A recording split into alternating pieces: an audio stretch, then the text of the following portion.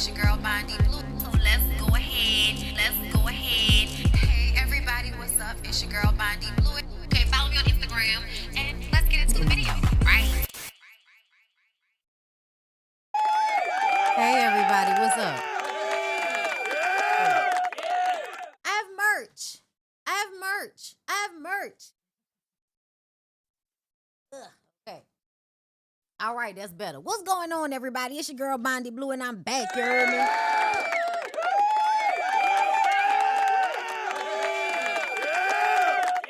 And I'm back because I'm black. What's going on, everybody? I am back. Let's make sure everything is working appropriately. Okay, I feel like y'all can see me, y'all can hear me. All right, how's everybody doing today on this Good Friday? Girl, it's a lot going on. Thank God it's Friday. Cannot wait to hear on Evelyn. Yes, we're gonna get into that. Before we get into everything, I'm gonna be editing another little ad talking to Taisha because me and Ty had a really great conversation last night about this next trip to Thailand. And I'm gonna edit it together and post it for everybody, but really it's gonna be used as an ad, okay, to promote y'all coming to Thailand because girl, we are going to Thailand and I'm reaching out to folks personally, okay? I think I've texted my cousin twice because I really want him and his wife to come. But we're going to Thailand for an 8-day luxury group trip. This is not a retreat, this is a group trip, which means we're not trying to help y'all. We just want y'all to have a good time, okay? All right. Okay? Just so you know. Just so you know what you're getting, we're going to have 4 days at a 5-star resort in Phuket and 4 days at a 5-star hotel in Bangkok. All right, airport transportation, and also, I think she said yes, in-country flight. So the flight from Phuket to Bangkok is included. So the only thing you need to do is fly to Phuket, okay? But from Phuket to Bangkok, that's also included in the price, all right? And you can pay with a firm. We're going back to the elephant sanctuary. We're doing Yona Beach Club again, which was amazing. Y'all, I'm really excited about this specific one because it's Sangkrong, which is the New Year's, all right, for them, their actual New Year's. And we're gonna be like doing the water fight and everything. So I'm super duper excited about going, which is another reason why I wanted my cousin to go real bad, because we could be like big ass kids again. But I'm super duper excited to go during this time, okay? Prices on the screen. You can pay with the firm. Pay as you go, girl. It's gonna be a good time. And I feel like if you really, really want to come, if it's on your mind, girl, you should come because it's gonna be a good time. I'm super duper excited. All right. I got even more excited last night. Um, Girl, just a little something. I had did a vlog. I went and bought some makeup. So I was like, girl, let me let me start popping out and showing niggas just in case y'all forgot or something. I hope you didn't forget. Like okay. Let's get into the first story, everybody. Like up the video. Let YouTube know that y'all are fooling with me. Y'all messing with me. Okay. We go together for the moment. Go ahead and like the video. That's the least everybody can do. Child, you can even dislike it if you don't like me. It's still engagement. It's all engagement. All right. Now, I don't like to talk about certain people because their fans are annoying, right? And their fans think that every time you bring them up, it's because you're a hater. Instead of what is actually factual. Hold up, let me blow myself up here. You are a celebrity. This is the news cycle. I am a social media commentator. And so whatever's going on, girl, that's what I'm going to be talking about. Whatever's going on, girl, whatever's happening, whatever we're talking about, I'm going to be talking about it. That's what I do, girl. And so I don't know why everybody feels like, oh, y'all wouldn't be making no money if y'all didn't talk about Minaj. Girl, no. She's not in the news cycle enough for us to be like really making our big checks off of Onika. Everybody needs to calm the hell down. Okay? I'm glad y'all like the vlog. I'll do more like that. I'm actually supposed to be going out with my homegirl tomorrow, so I might vlog that situation as well. You know, outfit, whatever, whatever. I'm going to the store today, and I don't even feel like it. Like this girl, I got on a t-shirt and some baggy ass jeans. After this, I'm going to the grocery store to get stuff to make another thing of shrimp stew because it's gonna be cold this weekend. And Lyric was like, "Well, what about gumbo?" And I was like, "Yeah, I don't feel like fucking around with crabs. I don't feel like it. So we're gonna do the shrimp stew again. Can you put more? Yeah, okay, we'll do more shrimp. Calm down, okay? But and we need to restock up before this whatever winter blast shit happen over the weekend, okay? But yeah, girl, I'm tired of y'all acting as if just because we talk about y'all faves ever so often that like we really want to talk about them or something. Like we're not obsessing about her the way y'all are obsessing about her. Nobody is obsessed with Nicki Minaj the way her weird ass fans are. I had a young man like under the name of a woman on TikTok commenting saying some crazy shit. I forgot already. But I thought it was weird because I was like, why are you masquerading as a woman? Like, not your page, but your name. If I didn't go and look at your profile, I wouldn't have known you were a gay boy because it said Yvette something. I was like, is this your mama's TikTok, nigga? Are you running your mouth from your mama's TikTok, nigga, so that you can defend a white supremacist? Like, it's so weird to me the way y'all find yourselves defending and being fans of white supremacists, even though y'all are black and they are black, which should let you know that something is really wrong with motherfuckers. This is not about Christianity. That lady has a video called Anaconda. This is not about Christianity. Her husband went to jail for manslaughter and sexual assault. This is not about Christianity. It's about predators protecting other predators. It's about bad people who y'all have made famous, who we have made famous. Me include myself in that. I bought these albums. I didn't make some of them other people that y'all like famous. No, but this one, yeah, I'm responsible for this one, especially at the beginning of her career. But I told y'all, as soon as I found out she was pretending to be bisexual, I stopped fooling with her for real. Just didn't like her. Problematic. I don't like fake people. And I've noticed, like, she really does, since the beginning, saw her persona as something to be, like, acted. She's acting. That means you don't know who you really are if you're always acting. Okay? And bitch is crazy. Bitch is mean. We talked about it yesterday, how she treat people. Controlling, domineering. Okay? Just real weirdo behavior. And that is because she probably fucked up and predatory in some way herself. I don't know exactly which way it is, but the way she seems to treat her employees, that seems really fucked up, to be abusive towards your employees all the time. But yeah, y'all, the story today, and trust me, again, I didn't want to be talking about your girl. But Nicki Minaj pays $500,000 judgment at last minute to stop for a sale of her $20 million mansion following security guards' assault lawsuit against her and Kenneth Petty. That man asked you for his money a while ago and you was acting like you wasn't going to give him his money. So he decided to go down to the court and get them to approve the sale of your $20 million mansion. You thought that man was playing about his money because, see, celebrities and rich people love not paying people. They love being out here in the world acting the ass and shit and not paying people. They don't like to pay their employees and they don't like to pay people who they have harmed while they were on an ego trip somewhere, thinking that they were above everything and they can just put their hands on any old fucking body just because they Nicki Minaj and her ain't shit ass husband, girl. Yeah, I really don't like her. I've been not liking her. I really don't like her now. Um, Anybody that supports this administration, yeah, I'm really not. I'm really not fucking with you. I don't care who you are. I'm not fucking with you. I'm just not. Any type of promotion, whatever Trump doing. Trump's wearing a fucking diaper. Y'all are running behind a man that's shitting all over the place. You're going along with that? All of you stink. He stinks, you stink, you all stink. I'm glad she went ahead and gave that man his fucking money.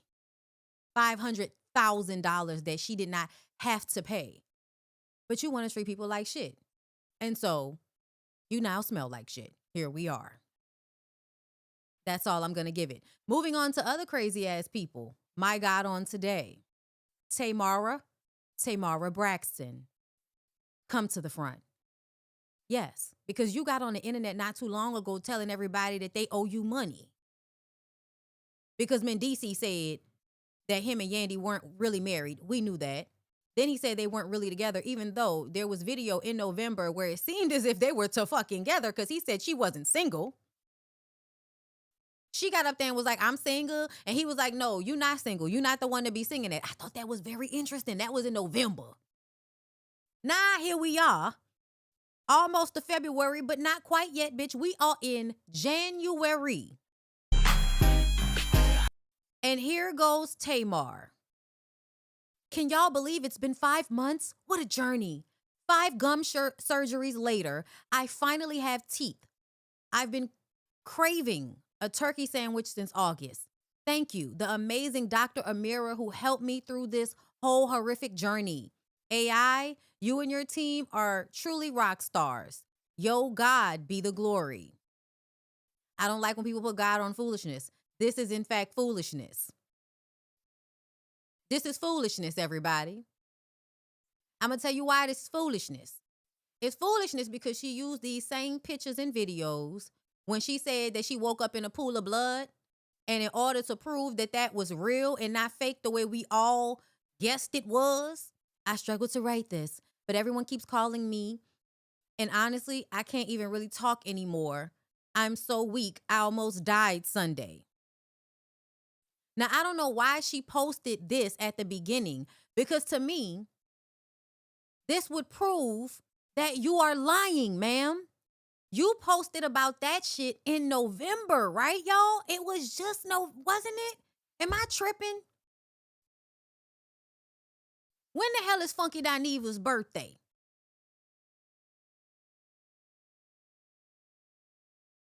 Let me look it up, just to be sure. I don't like to be wrong. But girl, and then she posted this shit so quick. Like, it popped up and then it went away. Hold up. Funky Dineva birthday. It's got to be on the internet somewhere. Okay, wait, no, it was August. I thought it was like November when that shit happened. It was August because it was his birthday. Can y'all still explain to me how, like, I still feel like she's lying, y'all. I still feel like she's lying. It was his birthday, so it was August. But I still feel like she's lying. Y'all think, okay, let me prove myself right even more. Because I don't care what she's talking about.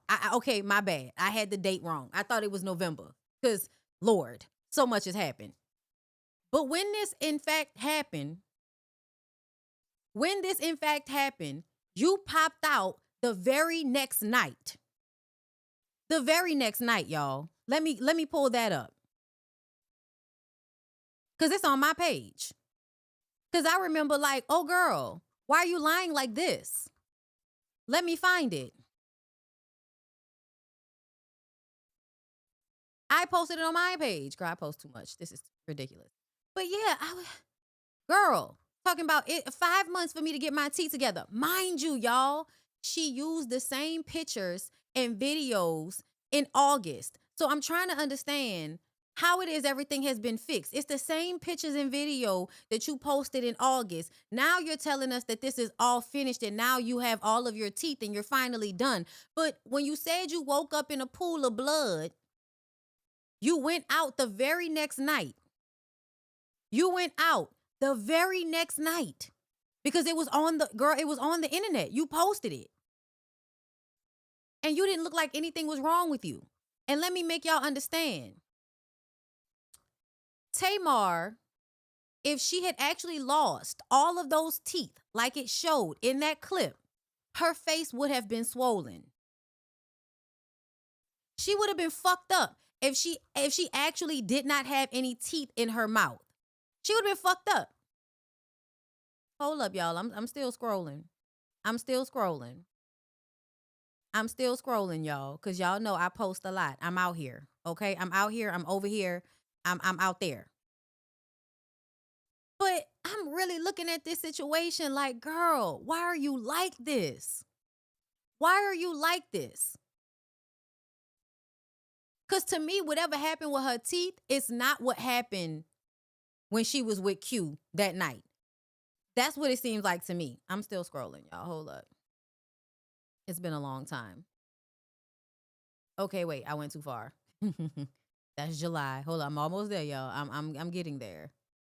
I'm getting there. I'm getting there. Because this is July. Let's go. Oh, here we go. Here we go, bitch. I got it. So,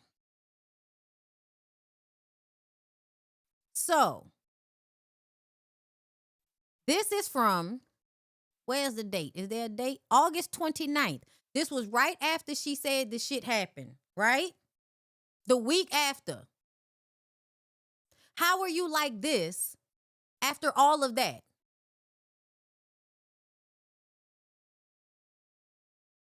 Them pictures are from when she got her teeth done. Yes, yes, but the way she's putting it up here, this is the video. This is the picture from like right after she posted about it. Me, not believing a word of what the fuck was going on from the very beginning. Okay? Me not believing a word of it because her face wasn't fucked up. Even if it was the next night, if it was a week later, you are out and about after telling us you woke up in a pool of blood and all of your teeth were missing. Let's go back to her video, y'all. Because something is wrong with Tamar, y'all. I know she's trying to make this all make sense in a way that it absolves her from lying, but to me, it doesn't. So we saw this in August. This is what we saw in August. I feel like this shit happened before the situation with Funky Dineva in August. I think this happened before then. And she posted this to make it look like this is what happened when she woke up in a pool of blood. Now she's saying that all of her teeth are done, and this is the proof that we call her a liar and she wasn't a liar. She had that doctor come out and say that, oh, we had to do, surgeries on her teeth and da-da-da-da-da. Mind y'all, she's been on live for hours and hours and hours and hours and hours on the internet. So I don't know how much you've been doing to your mouth, but you've been on TikTok live for hours and hours and hours for a little while now. Yes, it's given she kept old pictures. She just posted this today. So this was supposed to make it seem as if she was not lying and she was telling the truth. So you fell, woke up in a pool of blood, of which you still have not explained what happened. This was supposed to be the after effects of that, your teeth and mouth being messed up, and then you having to get it fixed. You were out a week later looking perfectly fine. Even if you did have to get just replacements, if you had all of that damage, wouldn't your face be swollen? Wouldn't you have like black eyes and shit? There was nothing wrong with her face after that. Like there was nothing wrong with her actual face. She actually looked amazing, as we just saw. I'm not about to go all the way back to find it again. But I'm just saying, something is wrong with Tamar, y'all. And this is what happens when y'all don't believe y'all children when they tell y'all that people touched them when they was children. Because y'all know that's what I think.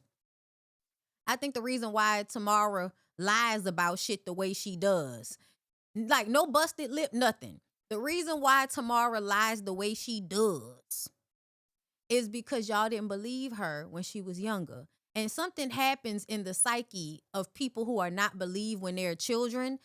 They start to believe that the truth doesn't matter. And there's an attitude of, well, if the truth didn't matter when I was telling it, and it was important to me what the truth was, and everybody wanted to act like it wasn't true, well, in adulthood, whenever I feel like it, the truth don't matter. It's what I say it is.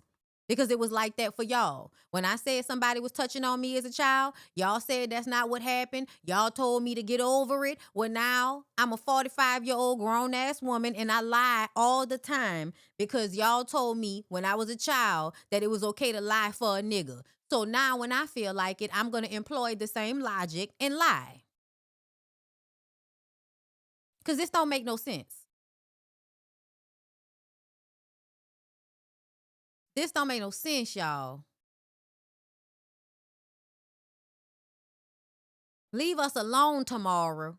Leave us alone tomorrow. Oh my God, pray for the girl. Y'all pray for her. It's something wrong with y'all cousins. Speaking of something being wrong with y'all cousins, Rihanna, father of 3, ASAP Rocky says he and Rihanna are about to catch up to Nick Cannon, father of 12, when asked if he wants more children. Now listen, this was in jest. This was a joke. However, what do I tell y'all about men that like to just keep putting babies in bitches? I find it weird. I'm a kid. Oh, listen, man, whatever God give me, you know what I'm saying? Like, it's a blessing. I ain't gonna hold you, though. We got our hands full right now, like, you know what I'm saying? Yeah, there we go. Yo, we got a there whole we go. football team right now. I'm about to catch up to Nick Cannon, you shit me? I mean, you got 3, right? Yeah, I got 3 joints, man. You wasn't playing. You my man. I can't even crack the jokes. You smooth, yo. You my man. Like, the idea that they're all like finding it funny that he keeps getting her pregnant. And to me, it is a way for y'all to pat a man on the back for doing absolutely nothing but impregnating an extremely powerful rich woman.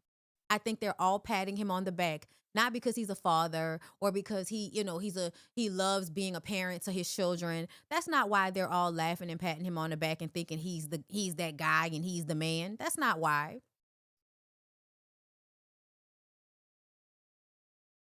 It's because that's what they all want to do. They all want to find some woman that's doing very well for herself and get her pregnant and trap her with babies.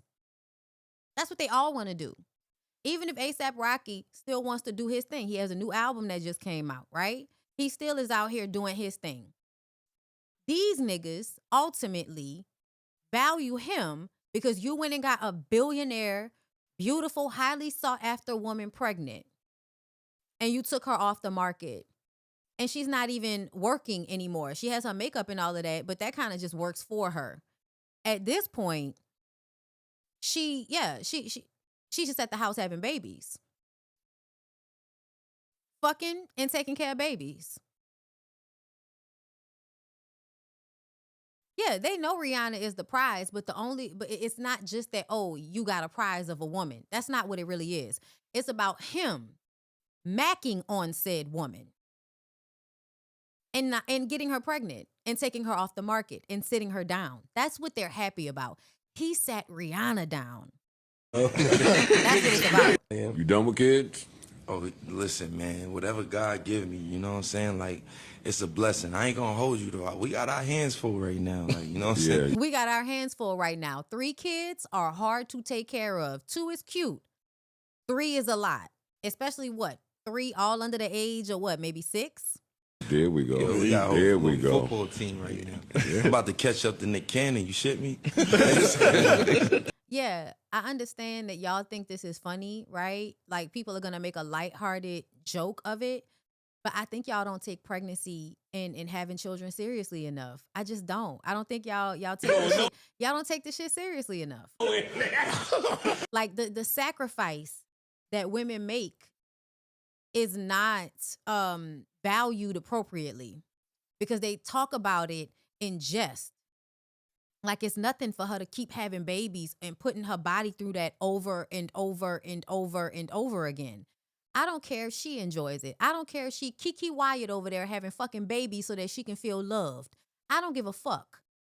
Y'all have a breeding kink in this society where y'all think a woman just having all of these fucking babies, oh, babies are blessings. You don't really take into account what it means for people to actually physically go through pregnancy and having children and having many of them and then having them dependent upon your body and then how they relate to each other once there's more and more and more of them. And listen, we're about to talk about some regular ass people in a moment because it's not always about celebrities because, of course, celebrities have money. So celebrities have a more support system, I would hope, right? It's not the same for regular people. And there are regular girls out there that look at A$AP Rocky and Rihanna, or look at Sierra and Russell. You know, they look at these couples that have the money to fund having a football team of children, but they don't. They don't. For instance, what's your girl Peach McIntyre over there with 9 kids, and everybody think that she got all of this money and all of that, but it never looks that way to me. Broke people who get a lot of money, and I mean broke in their mentality and in their spirit and in the thoughts that be in their head, how they think. Yeah, you can make a lot of money, you can hustle, but with that mindset, that tells me that money be coming and going, coming and going, coming and going, coming and going. And what about the 9 kids, money? There's no way that you have enough time and energy to take care of all those kids. And I'm taking it there because those are regular people that do some of this same shit, right? I'm making some money. That means I can keep having kids and keep having kids and keep having kids.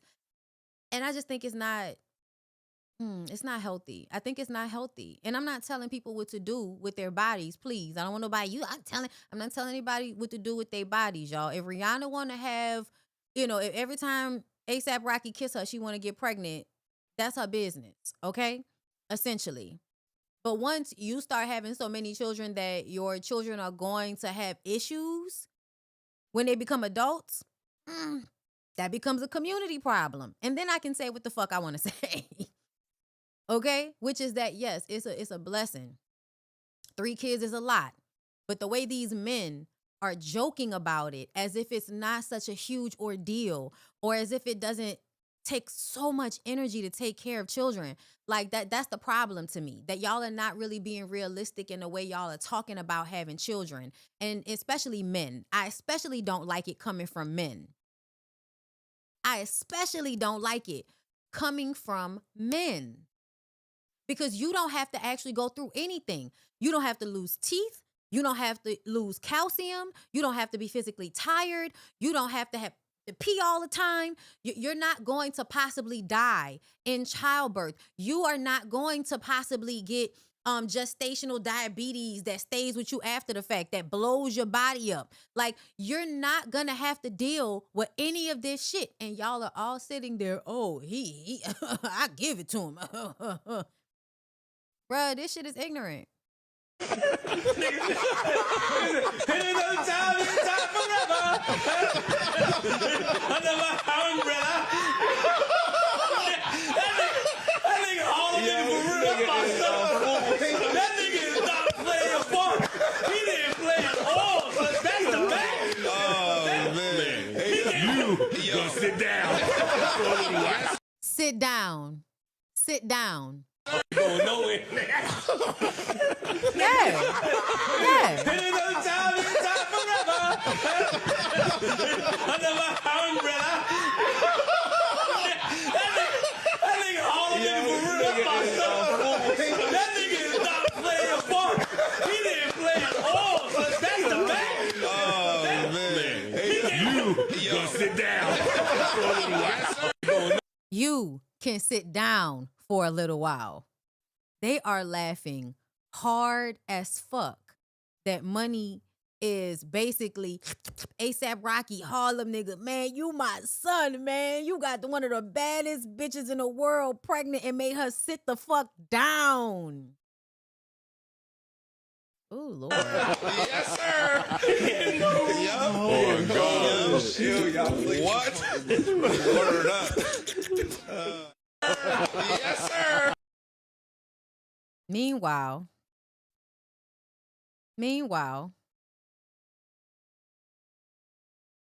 and she's over there talking about whether she don't know whether she won't get pregnant again or not either. I'm sure it's lovely over there. I'm sure it's lovely. I'm sure they're having a great time. It's beautiful, okay? Liv, stop being a weirdo, okay? All right, y'all. Now, we talked about this a while ago, and I could not find this video, and I finally found a video. So we about to talk about regular people right quick so we can have a little conversation. Because me and my girl, Erica De Niro, this is one of the situations that she and I girl, we're here. we're here on this right here. Cause I need for y'all are mothers out there and I love y'all, right? But a lot of, not y'all, but a lot of mothers automatically have a sense of ego about themselves, that they feel like they can be disrespectful to children. Let's listen. Whoa. Hold up. Wait a second. What's going on? Dre, Noonie, what is going on? Who are they? First of all, Dre and Noonie, who are they? I'm sorry, y'all may not find that disrespectful. That was disrespectful. I'm Faith. Which is why she said, I'm Faith. Yeah, I mean, I can speak. My name is Hope. I mean, I can speak. My name is Hope. Faith and Hope. The Lord. Yeah. Okay. And wait. She just said she can speak. So I'm Now, see, this is the moment where you should have let your son speak because you asked for him to speak. Now he's trying to speak, and no, you want to cut him off so you can now be condescending and further disrespect these two young women. Let's continue to listen. Give her the opportunity. Since she want to come direct towards me, I'm gonna give her the opportunity. Since she want to come direct towards me, ma'am, you're not even really there. You're on a ring camera right now. To tell me why she's here. So what do you mean? So she could tell you why she's here? You didn't ask why are they here. You asked who they are and spoke as if they weren't standing there. So they said, well, we can introduce ourselves because if you're not an asshole, you would be like, oh, hold up. Hey, how y'all doing? How y'all doing, little girls? How y'all doing? All right. What's your name? Okay. Can I talk to my sons for a second, please? Okay. Sons, what the fuck is wrong with y'all? Don't I tell y'all that y'all can't be having people coming to my goddamn house when I'm not home? I don't want y'all in there fucking. And I'm not saying the little girl's gonna do that, but I don't trust y'all. Little niggas be trying to get little girls to fuck, okay? That's what your daddy did to me. He tried to come to my house and get me to have sex. No, y'all sit on the porch till I get home where I can see y'all. Why are you here, Hope? Why are you here, Hope? I mean, we just got some food. We was just gonna chill, like it was nothing serious. Absolutely not.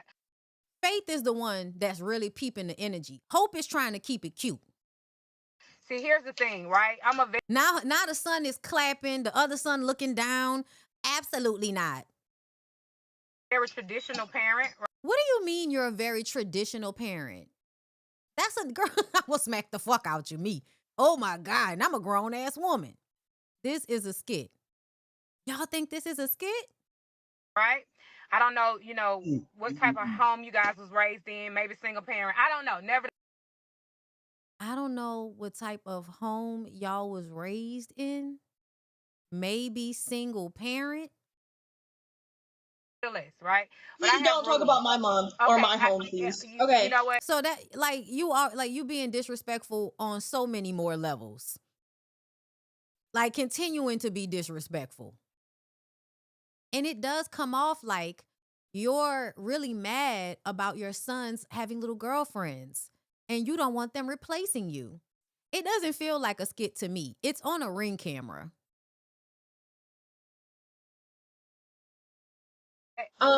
Here nor there. I have rules, right? I'm a very traditional human, so I can Not a very traditional human. can speak for myself, so okay. It was no disrespect though. It was no disrespect. Okay, and let's keep it cordial, you ladies, because again, I don't know. The young lady just said it's no disrespect, and then you said, okay, well, let's keep it cordial. She's constantly trying to dominate. She's constantly trying to dominate. Still not talking to the sons. Still with all of this hostility towards these little girls. I don't think it's a skit either. No, you are, right? And that's definitely. Well, you know us. We just said our name. Okay, right. But here's the thing. They know my rules, right? And my rules are no females allowed over while I'm not there. And I'm currently at work. And because I've never formally met you all, right? You just gave me a name. I don't know you from whether you are truly Hope, whether you're truly Faith. You could be Keisha and Tamika, right? Coming to steal my purse and my shoes. I don't know. Okay, now you're accusing them of stealing. Listen, I understand where the mama is coming from, but none of this needed to be explained to the teenage girls. You already acting like a child because you don't have to explain anything. You don't have to do all of this back and forth, but you want to stoop down to teenage girls level because you think you're in some type of competition for your sons with these girls, because that's how it's coming off to me. Because as a grown adult woman, I'm not doing all that.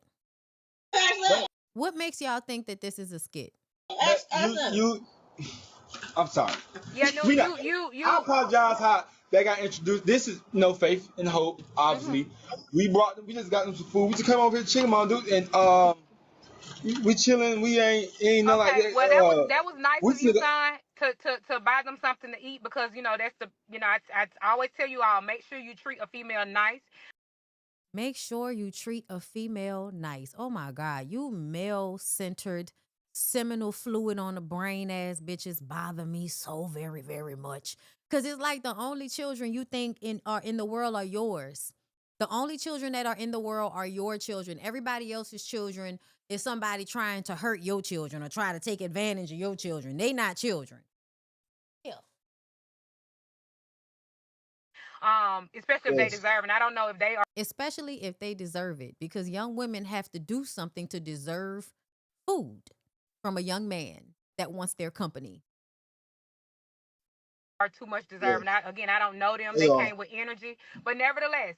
But again, you know the rules. Dre, why did you not talk your brother out of bringing him here? That's a no. Definitely. Well, you know us. We just said our name. Why did you not tell him? Why did you not say, bro, this may not be a good idea? You know how mama is. Why are we still having this full conversation on the Ring camera? You know mama don't allow us to have females over when she's not there. Why you didn't speak up? Females, again, every time she says it, I don't like it. They're young women. They're girls. They're teenagers. I mean, she has not mentioned a father yet. Ain't a driver, so... This is so embarrassing. Okay, they both wanted us here. Excuse me, wait. What did you say, Hope? What did you say? I'm sorry. What did you say, Hope? This is embarrassing. This is embarrassing. This moment right now, with you doing all of this over a Ring camera, is embarrassing. That's what she said. I'm just saying, like, if my mom was trying to embarrass me in front of, like, people that I brought, I would be real embarrassed. Like, that's lame. We don't understand with her that we don't I don't take none of this personal. This is. Oh, you don't take her serious? No, that's exactly what he was saying. That's exactly what he was saying. I didn't see it before. I heard it. I didn't see it. In that moment when he said, this, like, she be tripping. Like, everybody knows she be tripping. We know she be tripping. We just ignore her. Okay? Don't take this. Oh, wait, no, take it serious. Oh, no, she definitely just. takes me serious. But anyway. He takes me serious. And so here's the thing. You said it's a Country Wayne skit, from my understanding, for his online show. Oh, okay. It's a skit. This is embarrassing. No, what's embarrassing is you all coming, pulling up to someone's, Well, we often voir dire and analyze television, film. We analyze a whole bunch of things. So whether this is a skit or it's real, there are women out there that talk to these young girls like this. In my opinion. I don't know what Country Wayne got to do with it. This is a very well thought out skit. Mom house, not meeting the mom and just thinking you're going to waltz in. Not meeting the mom and just thinking you're going to waltz in. Well, no, they weren't going to waltz in. Your sons were going to let them in. They were going to unlock the door and let them in. But she was trying to hold those teenage girls accountable for what her sons were fucking up on. Yeah, that's what I'm saying. I know moms like this. I know moms that look at every little girl like she's just a fast little girl that's trying to fuck their peanut head ass son. Jamel Hill said, where to start? You don't talk to anyone's mother that way, whether they're in the right or wrong. Mama should have told her boss she needed to take a short break and drove home. The sons are wrong for letting anyone speak to their mother like that, because apparently telling somebody I can speak up for myself and don't mention my mom or my family, that apparently is so disrespectful. The only the mother did wrong is when she threw the single parent home shot. That was unnecessary. I was raised by a single mother. And see, you find it only disrespectful when you felt hit. I thought the entire interaction was disrespectful. Y'all really do think, and that's what I'm saying. Like the fact that she threw the single mom shot, which is the only thing you thought was an issue, shows that her energy was hostile from the very beginning, like I felt it was.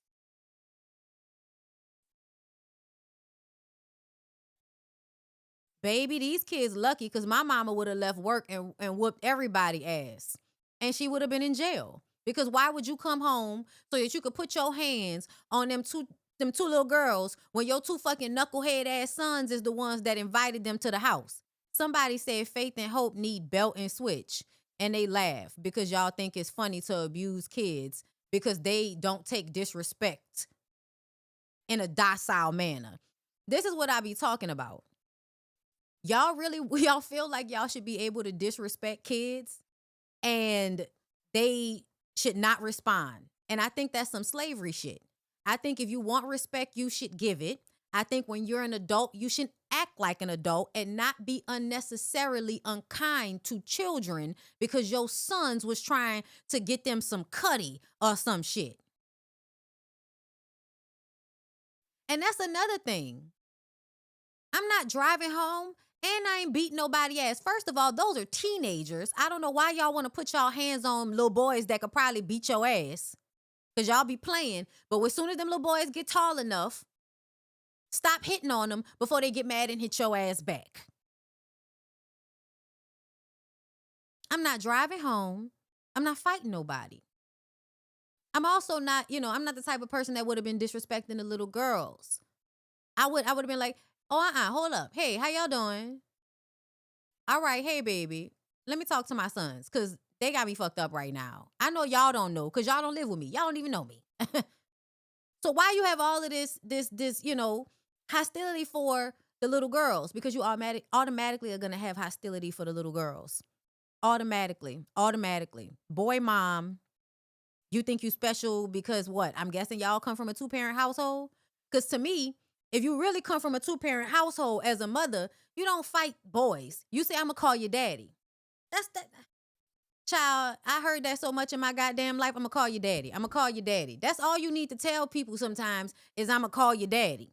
And everybody sits the fuck down. That's when you come from a traditional home. When you come from a traditional home, your daddy beats the shit out of everybody. And so you are therefore in fear. And you don't fuck around because you don't want to find out. Because there have been times where you have found out and you wasn't even really fucking around like that. But you have found out. That's the type of traditional household I grew up in. Okay? You get your ass whipped for shit you didn't even do in my household. So me personally, if you was a traditional household, ma'am, it should have been, I'm sorry. They know my rules. Y'all are going to have to talk to y'all daddy when he gets home from work. And then I would have got off ring and called the daddy. If that's the case. If we're traditional homes and all of that. What you doing all of that for? That energy towards them little girls was so unnecessary. I understand why Hope and Faith had especially Faith.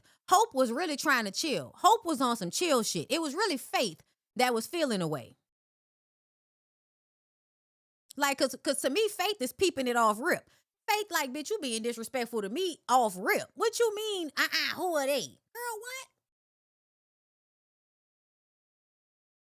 This is the problem with these young people. What's the problem with these young people? Because I think the problem with the young people is the disrespectful adults that raise them and think that they can disrespect everybody, but their children are supposed to grow up and not be disrespectful to everybody. Are you sure we ain't related? Like, listen, the fact that she is stalking the Ring camera says that they are in a single family household. Okay? The mom addressed those young ladies first. She did, and she did not address them in a way that was respectful. And the thing is, y'all feel like y'all don't have to respect kids. Kids don't have any rights. They are property, and you don't have to respect them. And all I'm saying is children become teenagers, and teenagers become adults. That's all I'm saying. Okay? We might have differences in opinions on this situation, y'all. But I just kind of feel like whether it was a skit, whether it was a not a skit, the mama was already on bullshit. Talk to your sons. They're the ones that know your rules. The mom was addressing her son. Do I need to play it back? Do I need to play it again? I could play it again so we can hear it again. Whoa. Hold up. Wait a second. What's going on? What? Dre, Noonan. What is going on? Who are they? Who are they? Who are they? So if somebody was talking to you, you're a person, right? You're a human being. If somebody was talking to you and you were standing next to somebody else, let me say it right. Hold up, because I'm fucking it up. If somebody was talking to you like that, how would you feel? If you had walked up with somebody else and they turn to the other person and say, "Who is this? Who are they?" You don't think that's disrespectful?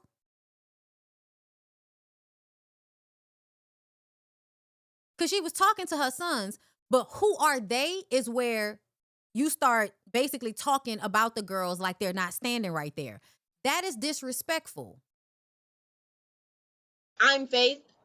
Yeah, I mean, I can speak. My name is Hope. I'm Faith. And I mean, I can speak. My name is Hope. Meaning that if you really wanted to know who we were, why not say to the young girls, "Hey, how y'all doing? Who are y'all? Faith and Hope? Okay, hi, Faith and Hope. Sons, didn't I tell y'all that y'all can't have people at my house? Why do you have..." Yeah. Okay. And wait. She just said she can speak, so I'm gonna give her the opportunity. Now the son starts to speak after the girls have announced who they are, but the mama is the one with the fucking attitude, right? The mama is the one with the attitude. So instead of letting her son speak, she then brings it right back to the girls after they just announced who they were. Who are they? I'm Faith, I'm Hope. Ma, since they wanted to step up and say something, I want to know why, since they wanted to say something, why they here? Why are y'all here? What do you mean why they're here? What do you mean why they're here? She want to come direct towards me. I'm going to give her the opportunity to tell me why. Since she want to come direct towards me, because apparently children can't directly speak up on behalf of themselves. Yes, Simone. Yes, naturally, yeah. We've already discussed that it's a country Wayne skit. We've already discussed that. We're still discussing the issue here. Because just like when I talk about TV shows that are scripted or movies that are scripted, we still discuss the issue. Because these things still do happen in real life. We know. We already talked about it. The only reason I'm playing it again is because somebody was in the comments acting like the girls replied with attitude. They were talked to with an attitude. Who are they? Do I have to see how I have to keep saying the same thing over and over again? You see how the whole reason I played it back is because nobody seems to see the issue, right? With who are they? Nobody seems to see the issue with that. And I understand a lot of elder women, they don't view disrespect towards children as a problem. They feel like you should be able to talk to and be disrespectful towards children, and children should always be responding like they're children. Yeah, I don't feel like Faith was out of line. Faith said, I can speak for myself. I'm Faith.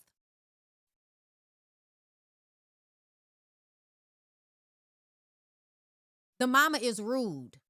Y'all are saying that the mom should have been able to be rude without the children being rude in return.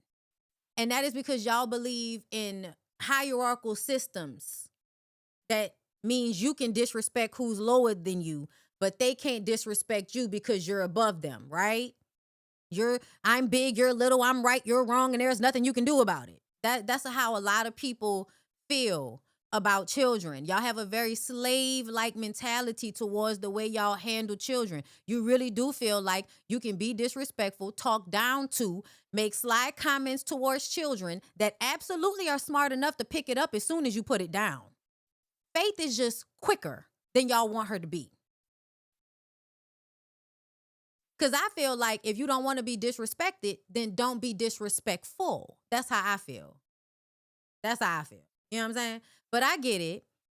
I know we're not going to agree on this, and I'm fine with that. But I just want y'all to know that we are moving into a time where we're going to eventually have to deconstruct a lot of this hierarchical shit. Right? No, but that is what you're saying. That is what you're saying.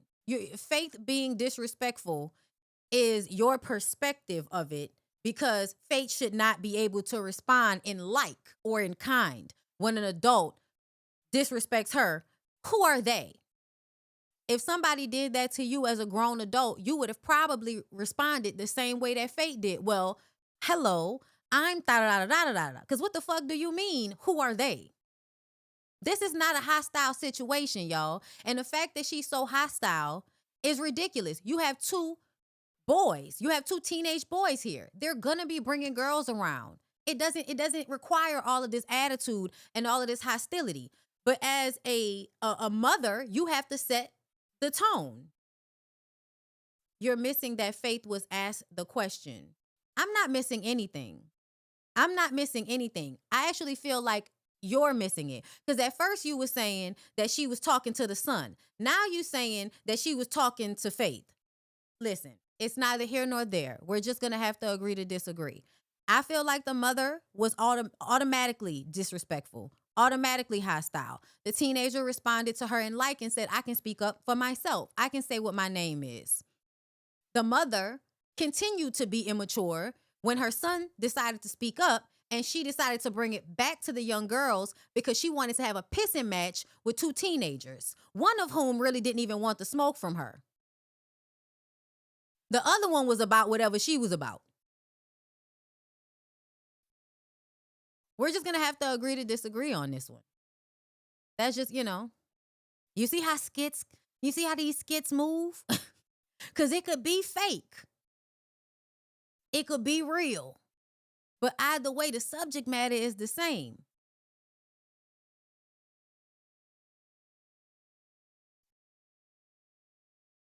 Oh, she talking in caps in my comments. Like, who are you talking to right now? You in the see, this is what I'm talking about. You in the comments on caps talking to me like I'm a child. For one, yeah. Y'all are disrespectful. And you think that you have the right to be disrespectful, and nobody has a right to be disrespectful in return, especially if they're below you and they're a child. Yeah. Mm-hmm. A lot of this mom has a nasty ass attitude. I think Faith is real, recognized real. Because to me, I wouldn't have responded to the young women that way. I would have handled them with the respect that I feel like I would have wanted back. And I would have handled them with respect that I would want somebody to handle my little girls. If they were my two children, I wouldn't want somebody talking to them crazy like that and assuming that they weren't traditional and that they didn't come from a 2-parent household just because they're coming over to two boys' houses. They're teenagers. That's what teenagers do.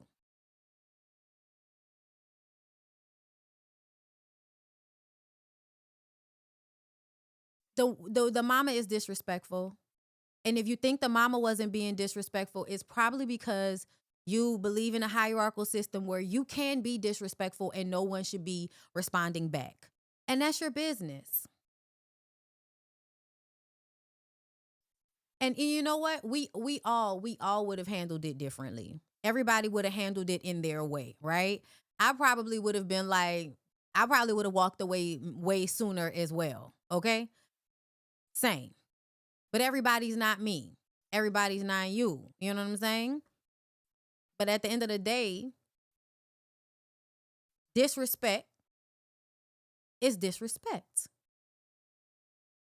The mama was disrespectful. The mama was talking to them little girls rudely. She continued to be rude.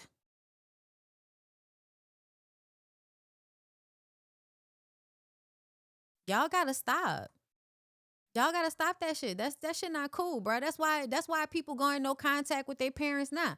Because everybody thinks that respect only goes one way, and that's up. And I don't believe that. But I feel like it takes a certain level of maturity.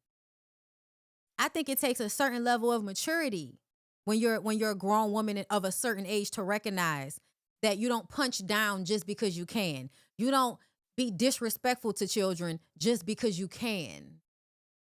That's immature. That's it. That's all. Now let's move on. Like I said, I wanted to get into Shanice and the game because this is another situation where parents are fucking up. Well, thank you for saying that you didn't give me enough grace, because I do agree with you.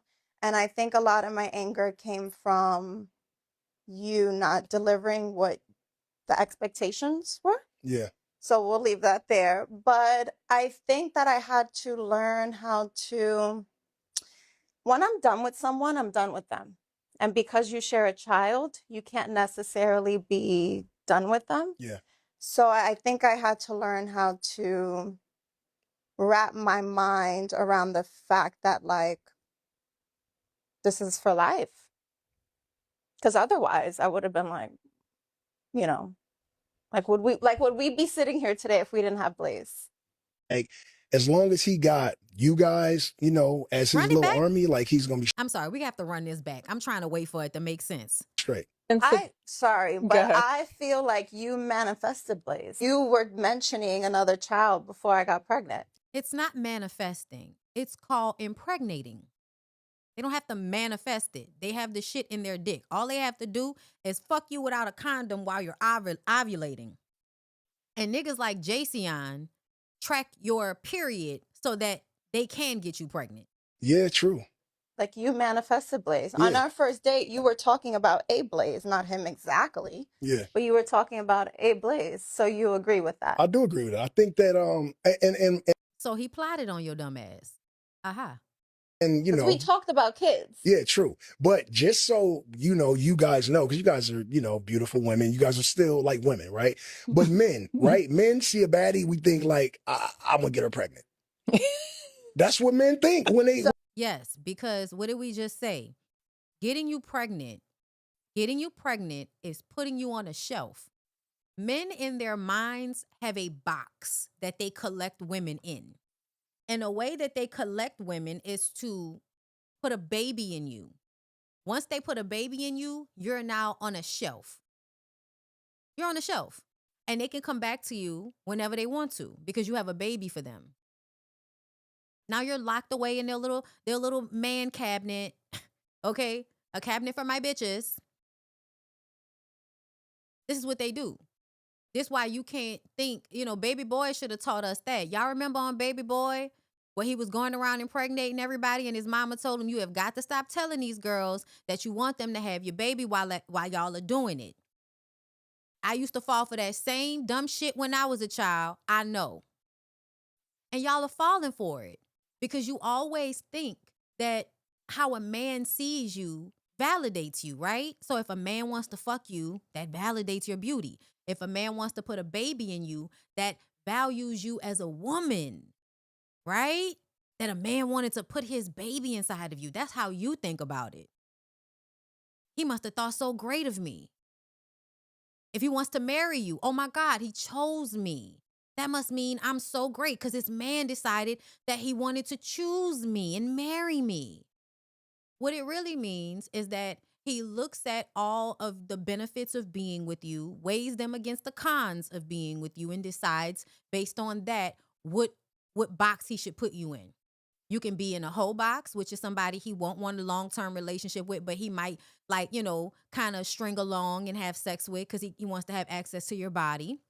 He might put a baby in you because even if he doesn't want to stay with you forever, he always wants to have access to you, and he wants to take you off the shelf, meaning that he wants to sully you to other men. He always wants to be able to have you, but that doesn't mean he wants to be responsible for you. And a lot of women will do whatever for a man because they have a child or that man. And then it becomes, well, I love the child, so I'm going to make sure that the man is okay because I want the child to be okay because the child cares about his daddy. Now that's the psyche. And then when he marries you, that's about, oh, that's a woman that I could lock in a house and she's going to do everything that I need for her to do. That's probably like one of the either that's the person I can make the most money off of, or that's the person that can provide me the image that I would like. Stop romanticizing how they see you. Because 9 times out of 10, it's about utility, bitch. It's not about love. It's about utility. And sometimes utility is about how you make them feel. It's not about love because love is a two-way street. How you make them feel about themselves is how they quantify love. But it's not real love because it doesn't go back your way all the time. Because they're supposed to be getting what they can get out of you, not the other way around. I'm going to let these people continue. But Jayceon is an ignorant nigga that likes to collect beautiful, young, racially ambiguous women. He's also, from what we understand, you know, a sexual assaulter of some type, okay? He's been accused of it. He's had relationships with girls that were far too young and done weird shit out in public that it seems as if maybe the girl wasn't 100% okay with. India Love. Fucked up that little girl. Who knows how many other little girls, but especially niggas like Jayceon because he's getting older, right? So as rappers get older, if they don't find a way to cling to youth, they will eventually dry out like prunes. And so how they stay young is by sucking the life from the children of Salem, aka young women. Any young women that they come into contact with, suck the life from her so that I can stay younger for longer. This actually works. I don't know if y'all have peeped it. But Jayceon is old as fuck. With a rape case that ended with him having to pay a woman money, right? Was it rape or just sexual assault? I can't remember which one it was. Forgive me. Either way, the nigga ain't shit. You still decide to have a baby with him because you're male identified. You don't care about what happens to other women because you think it won't happen to you, right? Because you're Evelyn Lozada's daughter. Y'all a preference amongst black women. And so you assume that these men are going to, in some ways, give you some preferential treatment since you are, in fact, the preference. That is not how men work. That is a Jedi mind trick in order to get you into the box that they want to put you in. And now you're in the box because you have his baby. When they see a baddie. You gamed me. You gamed me. I'm just asking. Hey, I'm just saying. Well, thank you for saying that you didn't give me enough grace because I do agree with you. And I think a lot of my anger came from you not delivering what the expectations were. Yeah. So we'll leave that there. But so he didn't do for you what he was supposed to do, meaning you didn't get the preferential treatment you thought you were going to get based on how he ran game on you, correct? But I think that I had... And you would think you would understand that, seeing as though your mama is Evelyn Lozada and has been playing this game with these niggas her entire life. It's like she didn't teach you anything. To learn how to... When I'm done with someone, I'm done with them. And because you share a child, you can't necessarily be done with them. Yeah. So I think I had to learn how to wrap my mind around the fact that, like, this is for life. Because otherwise I would have been like, you know, would we be sitting here today if we didn't have Blaze? No, absolutely not. So you're saying you would have emotionally detached if y'all, you would have just left the relationship alone like any other man. Yeah, girl, we know. That makes sense. You're not supposed to stay fucking with people once y'all break up. No, y'all would not still be together. And y'all are not together now. So no. Girl, what? Are you Let's listen to some other clips from this shit show. surprised that they weaponized the fact that you two had a baby against me on the show? Like, I had a feeling it would happen, but like, how did you feel about that? What do you mean you had a feeling it would happen? Girl, let me find this whole thing. Let me find this whole fucking thing. Is it on YouTube? We need to go through this for a little while. Y'all got some time?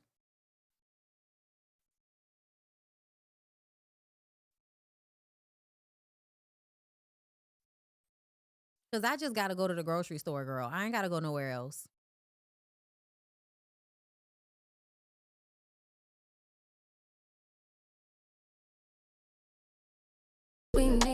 Yeah, y'all got some time?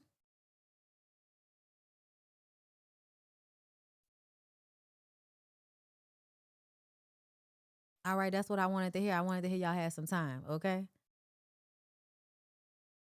me see. I got 5 on it. Oh, asking key. I got 5 on it.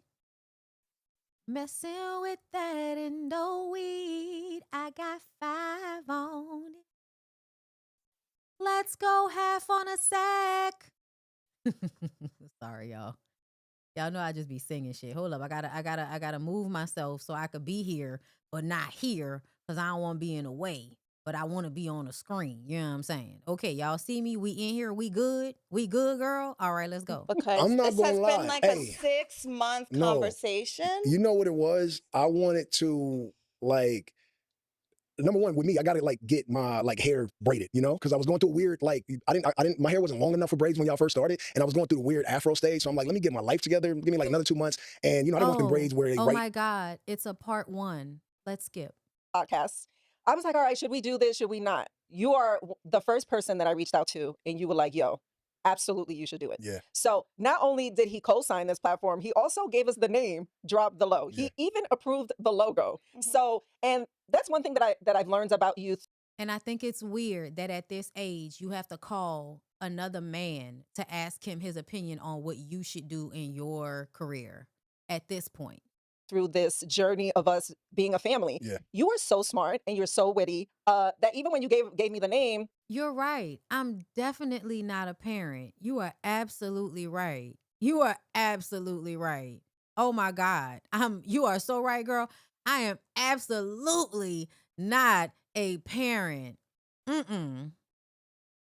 Mm-mm. See, I knew I wouldn't have the right temperament. I knew I wouldn't have the right temperament. So I was on birth control. And I stayed on birth control. And I took Plan Bs. Because I didn't want to be abusing a child. Because I didn't want to abuse a child. Because I didn't want to fuck up a child. Because I didn't want to just have a child just for fun. Because y'all wanted me to. Because somebody else wanted me to.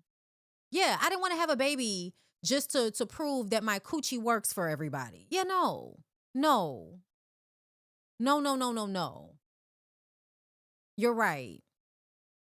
You're absolutely right.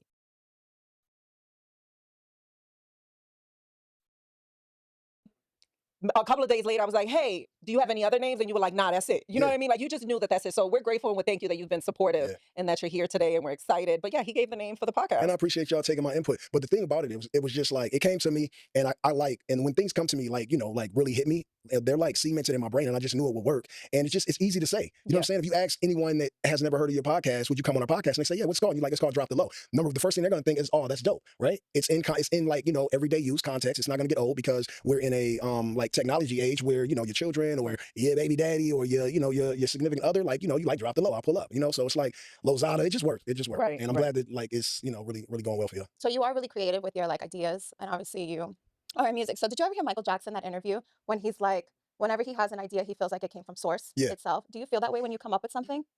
I feel I wouldn't say I haven't had that thought, but I think that like yeah, no, because what he does not come from source.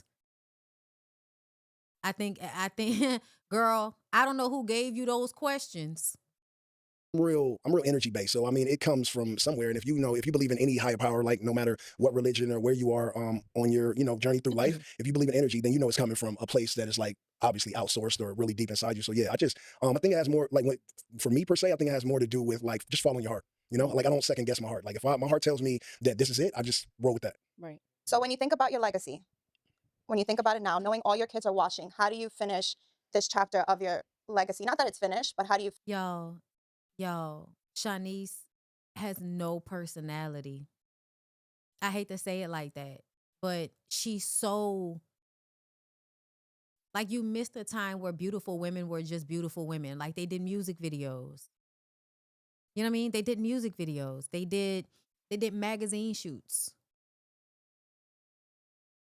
They didn't talk to us. Finish this particular segment and you go on to another one because you are dropping a new album. So Yeah. you're still continuing the legacy. Yeah. You The legacy. I love that word. That's a word that niggas throw around. know, it gets real. I'm like, notably the guy that said, you're 38 and you're still rapping, I'm 26, so is the Doves. When I was 26, I guess I never thought I would be 38. So when I was taking, small little shots at like the older rappers at that point in time, I just wasn't being realistic. And then when I turned 38 on my 38th birthday, like the whole joke was, now you're 38. Like, should you still be rapping? But then after seeing the Clips dropping an album, they're both older than me. And they're both very skilled rappers. They Grammy nominated right now for, probably album of the year. And Malice is like 51 or 52. And they both look like they're in their 30s and they both rap at a high caliber. So seeing guys like that, like I think Rick Ross is older than me, 2 Chainz is older than me. Obviously Nas just put out an album with DJ Premier. They're older than me. So being able to see your peers rap well into, their 40s and 50s was like a motivation for me to like really keep going. Not that I wouldn't if they weren't, but like, it's just dope to see that the best rappers in the world are still rappers that like, were a little bit ahead of me and are still in my class. Right. I will say I listened to the mixtape that you dropped. I was like, let me listen to this, and let me see if he still got it. And I'm in the car. I was like, this is so good. Like it was really, really good. Oh my God. It was really, really it's good. number 1, right? It was number 1 with a drop, but again, it's just a mixtape. So there wasn't much promo behind it because the mixtape was basically the reason I called it Every Movie Needs a Trailer, because it was just like a teaser before the album. My focus is really on my album. I did the mixtape in a few days. Both of you guys know how long I've been working on my album, and the stages. And you're 60 years old, and if everything's smooth, somebody's hiding something. They're not being dad. He's a great dad. And when obviously she told me I had Shanice so young, but I'm happy that you're here, but I have a big bone to pick with you. Okay. How did you make me a grandmother before 50? How did that happen, Jay? I knew. It was 49. Yeah. It was before 50, technically. I knew you were in the crunch, you know what I'm saying? And I wanted to hit you with that so that by the time you're 60 years old, you have a whole like 5th, 6th grader. I didn't want to wait, any longer because, who knows, we're getting old. What? You made Welly a grandmother at like 38. She was 38. I did make, my mom was a grandmother at 38. Oh, well, this is such a weird ass because I had conversation. Shanice so young, but all I know is that I didn't know how to process the information. It happened very quickly. Yeah, like I didn't know how to like process it, right? Like Shaw tells me she's pregnant. Obviously, we have a great private conversation.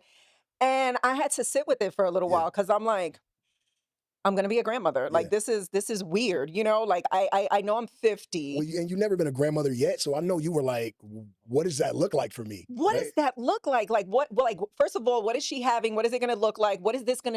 What is it gonna look like? Is it gonna be light skin? Is it gonna be light skin? Is it gonna have her hair or your hair? It's even weird to me that he and Evelyn are in the same age range and he's saying to her, yeah, I had to make you a grandmother. I had to make you a grandmother. Is it just me or does that seem weird? Don't that seem weird, y'all? That he would say that? Y'all let me know. That feel, I don't know. That low-key feel like,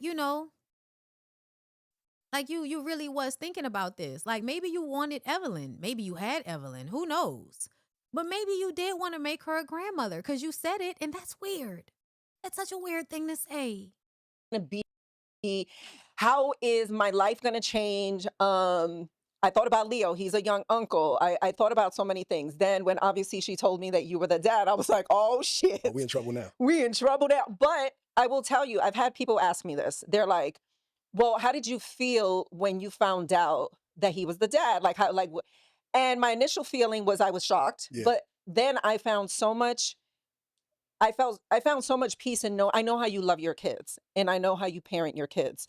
And I said to myself, you know what? He's a great dad. He's a great dad. And so I found a lot of comfort in that. And now that we've been doing the family thing for some time, I'm like, I couldn't even see my life without Blaze. Yeah. So grateful that you're in our lives. Cause I feel like, you and I like, well, whenever I need advice, I'm doing something, the podcast, whatever, like, it's been good. Like it flows, We've had a few bumps in the road. Yeah, Shaw's looking like, I mean, but I'm talking about us. Yeah. And in all transparency, like that's how it should be. You know, anything that just goes through like smoothly, straight with no bumps, like you can't grow from that. You can't learn anything from that. And somebody, if everything's smooth, somebody's hiding something. You know, they're not being they're 100% of their authentic self. One of my first questions to her was, "Did you tell your mom?" Right? I was like, "Did you tell your mom?" And she was like, "Well, I'm gonna just wait a little bit, you know." And so I guess she waited a little bit, and then she told you. Then I was like, "Did you tell your dad?" And she was like, "No, I'm gonna wait a little bit." But you know the thing about when she told me, I was shocked a little bit. Like literally, I was shocked. And we got into this, you know, thing like I love being a dad, right? Like I absolutely love being a dad. But I was shocked as shit. Right? You don't have to always be around. Of course you can love being a dad. You don't have to always be there. This nigga's insane. And I don't think it was the reaction that Sha wanted, so she cried a little bit.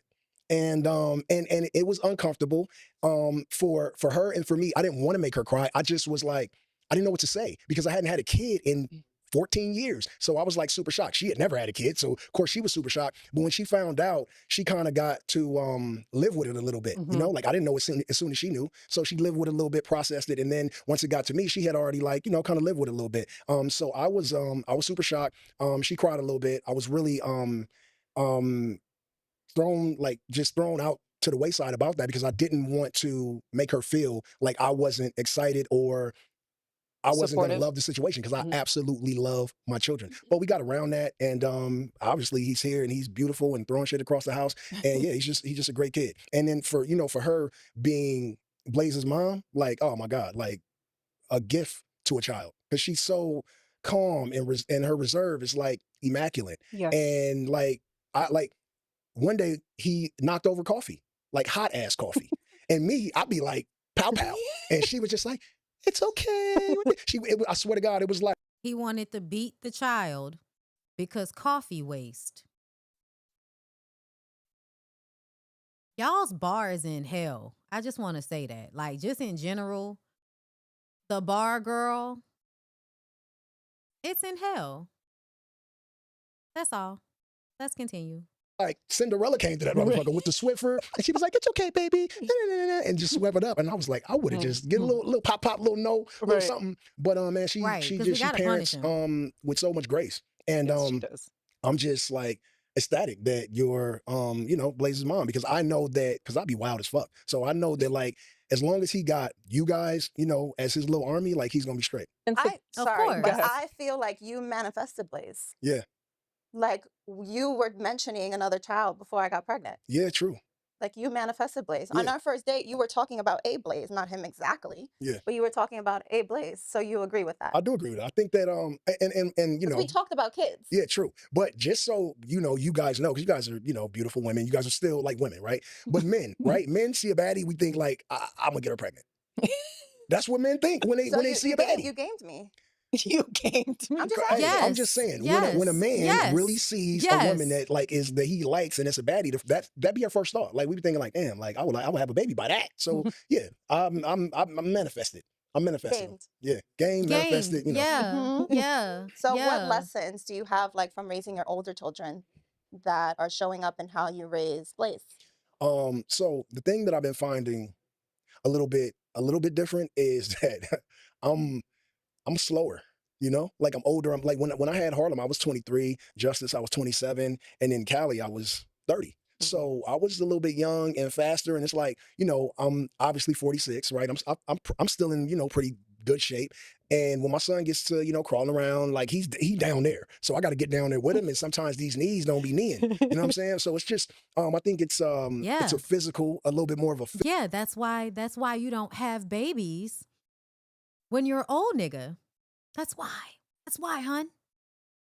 Y'all, I'm gonna let them continue on for a little while longer, and then I'm a maybe I might listen to it and then bring it back. Physical challenge. I mean, I'm not on a walker holding a cane, but I'm not, running around as fast as I used to. So that's a challenge to be able to, and you guys know, like I'm out every day doing cardio, and most of the, most of it is really just to keep up with this grown boy, Yeah. So do you feel like so like with me with Blaze, like Blaze gets all the gentle grandparent. Like I'm so gentle with him on a level that like he could do no wrong. I also think that Leo also gets, because I'm a little bit older, I do a little bit more gentle parenting. Do you Yeah. feel like you're going to be like that with Blaze? Because you know how you say, okay, because we grew up during that time where Yeah. your mom's going to slap the shit out of you. Yeah. So me, I established authority very young. I think that Blaze is 15 months. And at this point, there is no disciplinary actions. He's a baby. He's trying to figure it out. He picks up things, eats off the floor. Shaw's like, it's gonna make his immune system stronger. And I'm like, boy, get this lint out your mouth. But she's just like, let him eat it. And yeah, I mean, I believe it. But again, man, she's a great mom. But me, I think that my my authority kicks in around kindergarten, and then from kindergarten to the age of 10 is where I kind of set in stone who's really in charge, right? So that when he is like in the 5th and 6th grade and he's going into middle school, that like the fear of upsetting your father is really what a boy needs, right? Yeah. It's like Leo with Carl, he can sometimes you gotta be a mom, and you're a good mom too, and you a Sag, and you're not no punk, so Leo ain't gonna wild out, but sometimes you try your mom. But if you put Carl on the FaceTime. He talking like that because he has a grill in his mouth.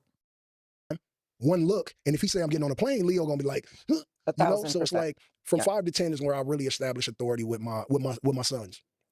My daughter, she's been running over me for 15 years straight, and I allow it. I love her, but also she just last night she wanted to go hang with her friends. I established the same boundaries when she was young. She loves and respects me. I love and respect her. I also respect her young womanhood, and I'm giving her like a rope and letting her, pull far.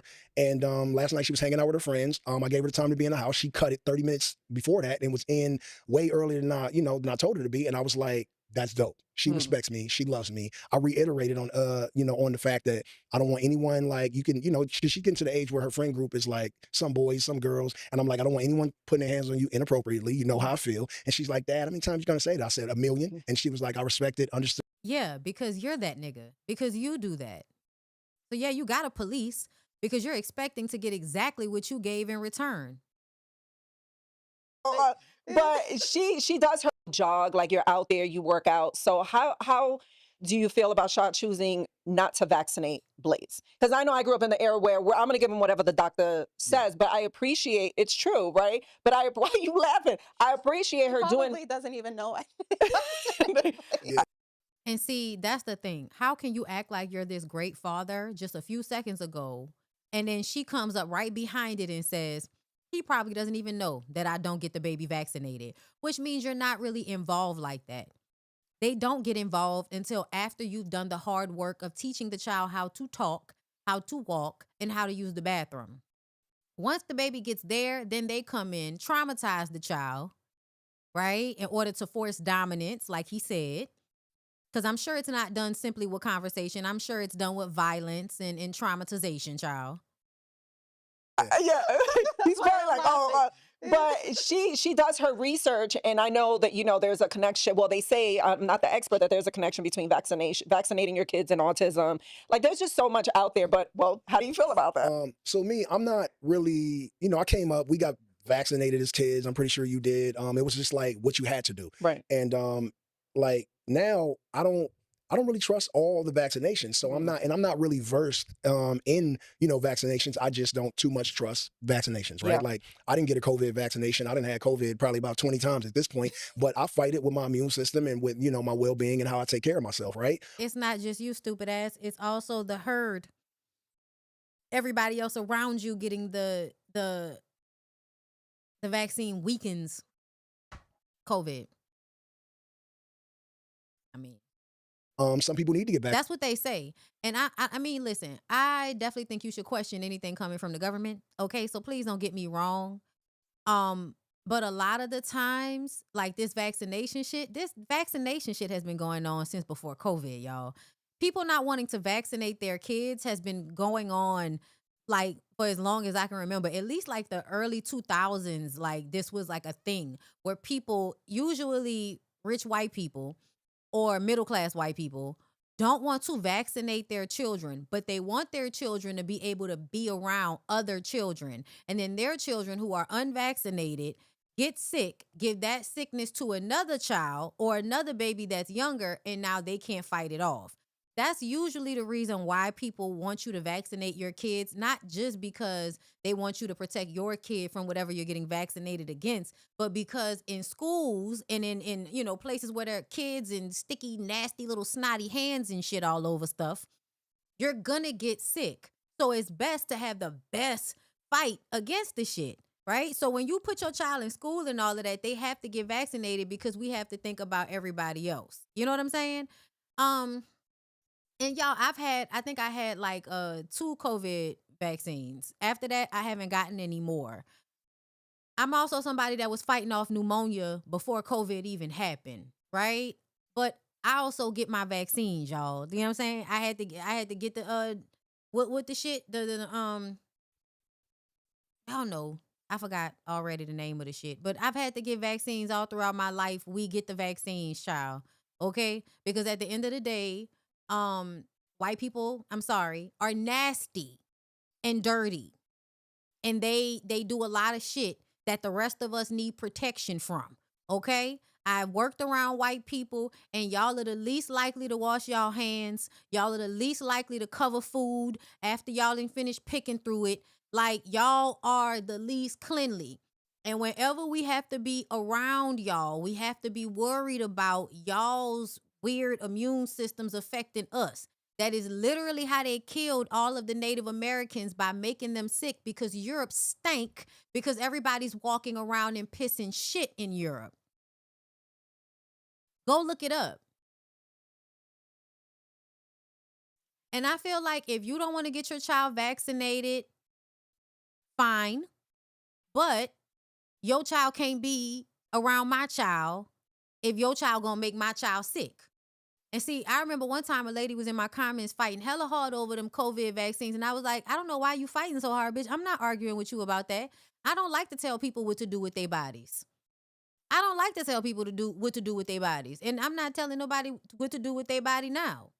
But if the scientists that you believe for everything else all collectively come out and say, we need y'all to be vaccinated against measles. We need y'all to get vaccinated against, I don't know, bitch, the plague. I heard some shit came back that they had gotten rid of because, a few of y'all don't want to get vaccinated now. Yeah, I think a lot of y'all are dumb and y'all think y'all are smart. Yeah, a lot of y'all, like, more often than not, are like hoteppy and shit. Like, you don't really know what the fuck is going on, but you just are not trusting, so you're not going to do any of it. And listen, again, I'm not going to tell y'all what to do because I don't care to tell you what to do. I'm just telling you all of the vaccines ain't bad. All of the vaccines are not out of a place of trying to hurt you and just you. A lot of the polio, thank you. A lot of the vaccines actually happen because a time period before now, people were getting sick and dying at large numbers. And scientists went and fixed the problem and created a vaccine. And then somebody started telling y'all they trying to kill you with the vaccine. Stop taking them. Now motherfuckers is getting diseases that we ain't had in like 70 years and shit. I just want us to be clear on what we're doing. No, it's a lot of people. It's like you'll drink all of the liquor down to the bar, but you won't get a vaccine. Your water got fucking microplastics in it. I'm not taking a vaccine.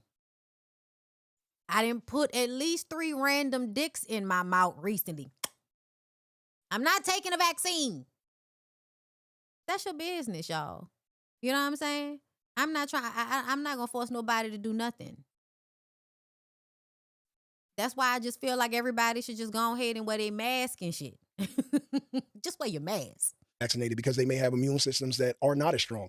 As far as like her maternal decisions, like I don't challenge her. I just don't challenge her. I know that she definitely does research.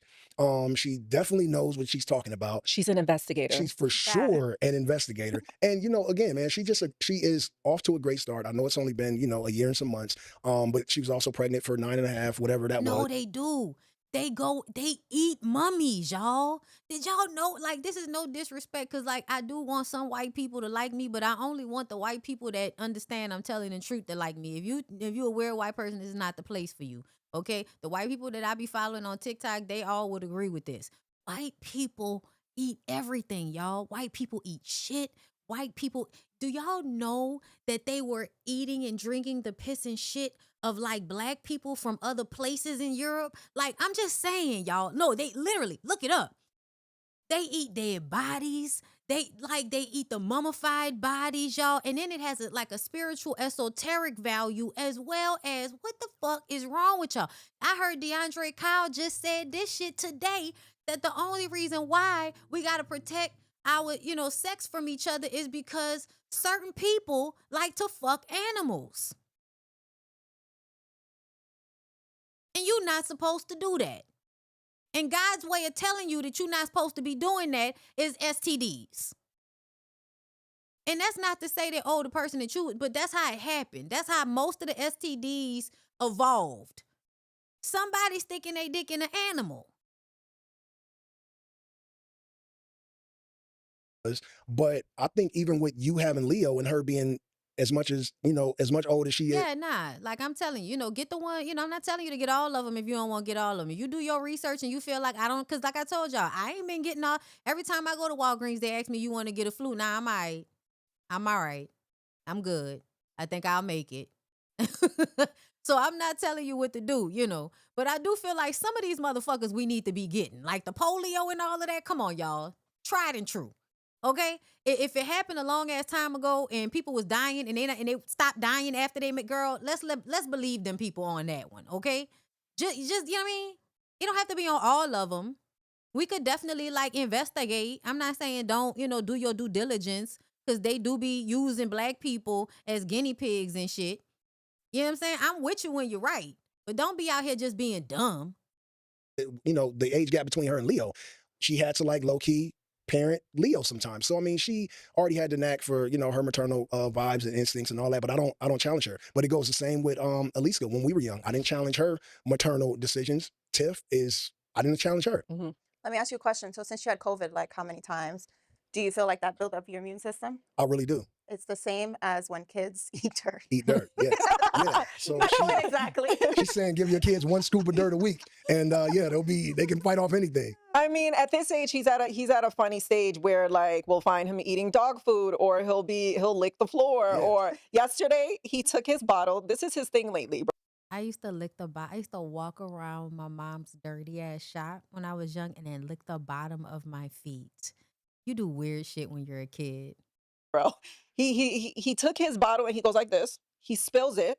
He did like this on the floor and then he licked it. Yeah. And like I watched him do this because I was curious to see what he's gonna do. And I'm like, wow. Yeah. I mean, he is funny. He is funny. He his own he his own little man. And I say that like, I had Callie she was an easy child to raise. Harlem didn't even really speak to people till he was in kindergarten. Yeah. He's so mild-mannered and chill. Blaze reminds me a lot of King Justice in a lot of ways as far as a baby, because they're just active.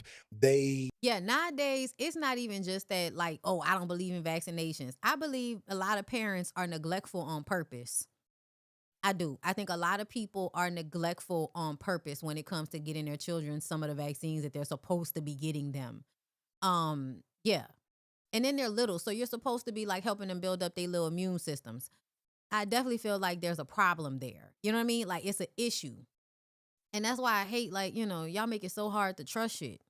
Know what they're doing, but they want you to think that they're trying to figure it out, but he knows what he's doing. He's just like, but then, it's a learning curve too. Like he's trying to figure it out. He needs to be told, don't do that or no. And then he needs to be told, by his mom, it's okay, eat the dirt off the floor. It's going to make you, strong as Samson one day. But again, that is the beauty of having like two good parents, Yeah.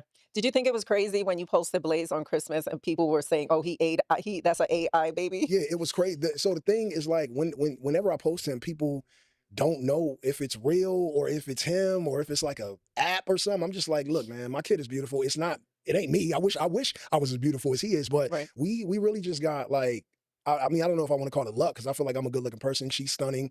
You're one of the best looking grandmas on earth. Thanks, Jay. No, I mean, you got to give it to yourself. You're 50 years old. And when you say 50 years old, that is like half a century. And so you should really like, I know you got to look, I know you look in the mirror and say, you know what, Ev, like you really are doing great. And they're not fighting the allegations.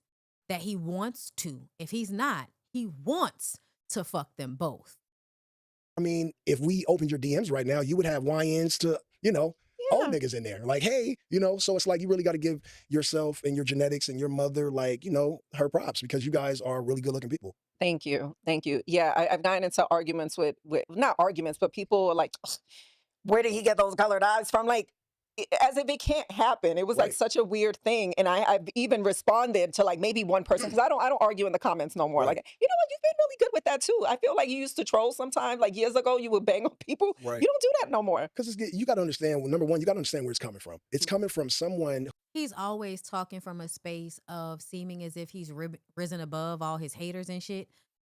But I think he's just really manipulative. And I think as he gets older, he's refining his manipulation. Who doesn't really like themselves. And so they like you, right? They like you so much that they're obsessed with you enough to try to tear you down, which is really them tearing their own selves down from the inside. Because it was like I was telling Sha before, people, we're in the light, right? Like all of us, just, we're in the light. So you have millions of followers, you have millions of followers.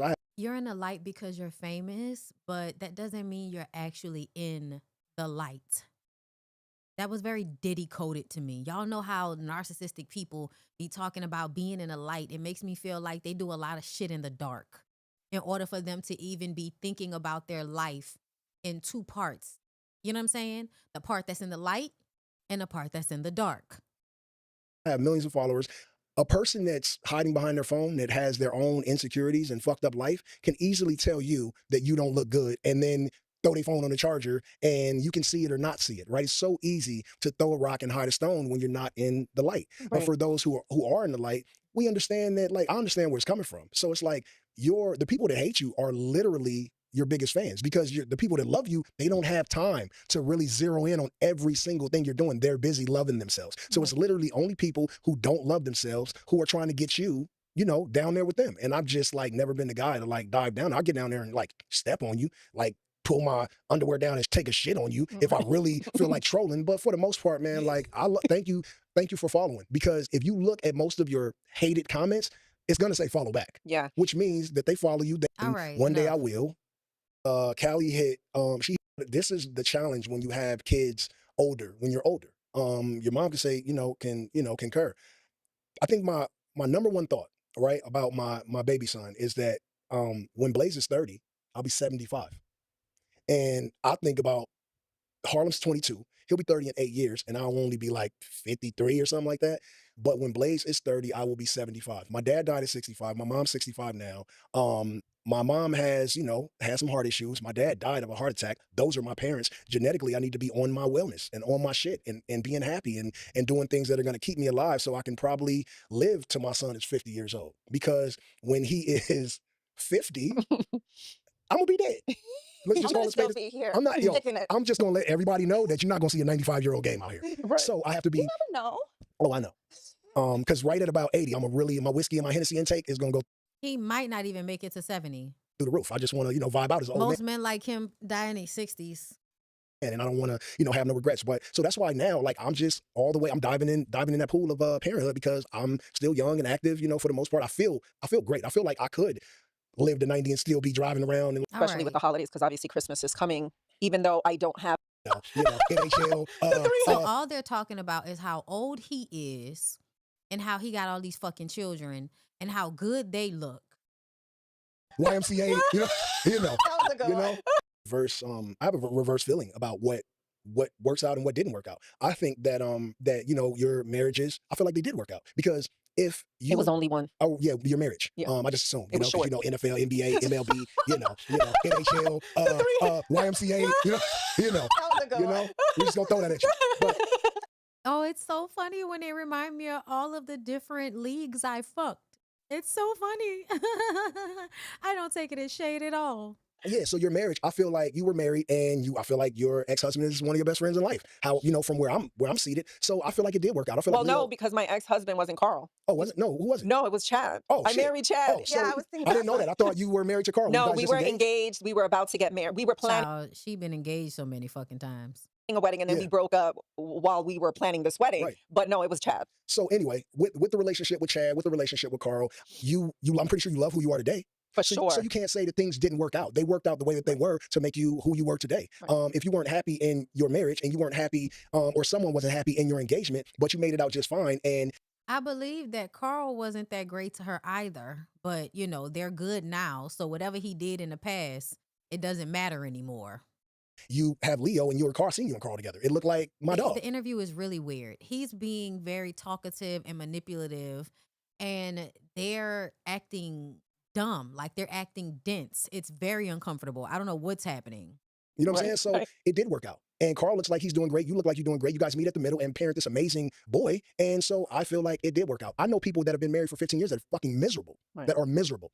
And I look at that and I'm like, I feel like I'm doing good, right? Like I'm great. I'm not married yet, but I Yeah, feel Chad- good. And I'm Chad happy to be headbutted exactly her. who I am. And I also know people who are, you know, married and thriving. So I think that your happiness and what works out or what you feel didn't work out is like subjective to how you feel when you wake up in the morning. I Yeah. feel if you wake up in the morning and you are 100% happy with your being and who you are and the people that you allow into your life intentionally and trying to figure it out. And I don't think To wrap to one, a lot of my anger came from you not delivering what the expectations were. Yeah, Yeah. here we go. So- This the last part, y'all. knowing, and it's probably got real difficult for her in the beginning stages because she felt like, you know, why are you so Bullheaded. yeah, and Yeah. I'm so like calm and patient and trying to figure it out. And I don't think in the early stages that I gave her enough grace to really live it how she saw fit. Yeah. Yeah. Go ahead, Shaw. So What was you the were question? To learn controlling about her. him? Yeah, like what have you learned? Because co-parenting sometimes, I mean, obviously, especially, it's not easy. You know, co-parenting with someone's not easy, no matter what Yeah. the Well, situation is. we had a few months of like fire with fire, you know? Yeah. Well, thank you for saying that you didn't give me enough grace because I do agree with you. And I think a lot of my anger came from I don't even want to hear what he was saying, but it sounds like he's saying at the beginning they were fighting a lot and he wasn't giving her a lot of grace. So basically, you were being a terrible co-parent at the very beginning of her experience being a mother. That's probably when y'all broke up, right? you not delivering what the expectations were. Yeah. So we'll leave that there. But I think that I had to learn how to, when I'm done with someone, I'm done with them. And because you share a child, you can't necessarily be done with them. Yeah. So I think I had to learn how to wrap my mind around the fact that, like, Having a baby with Evelyn's daughter feels like it was done intentional. I don't know what Jayceon's feelings are toward Evelyn, but something makes me feel like Shanice feels used.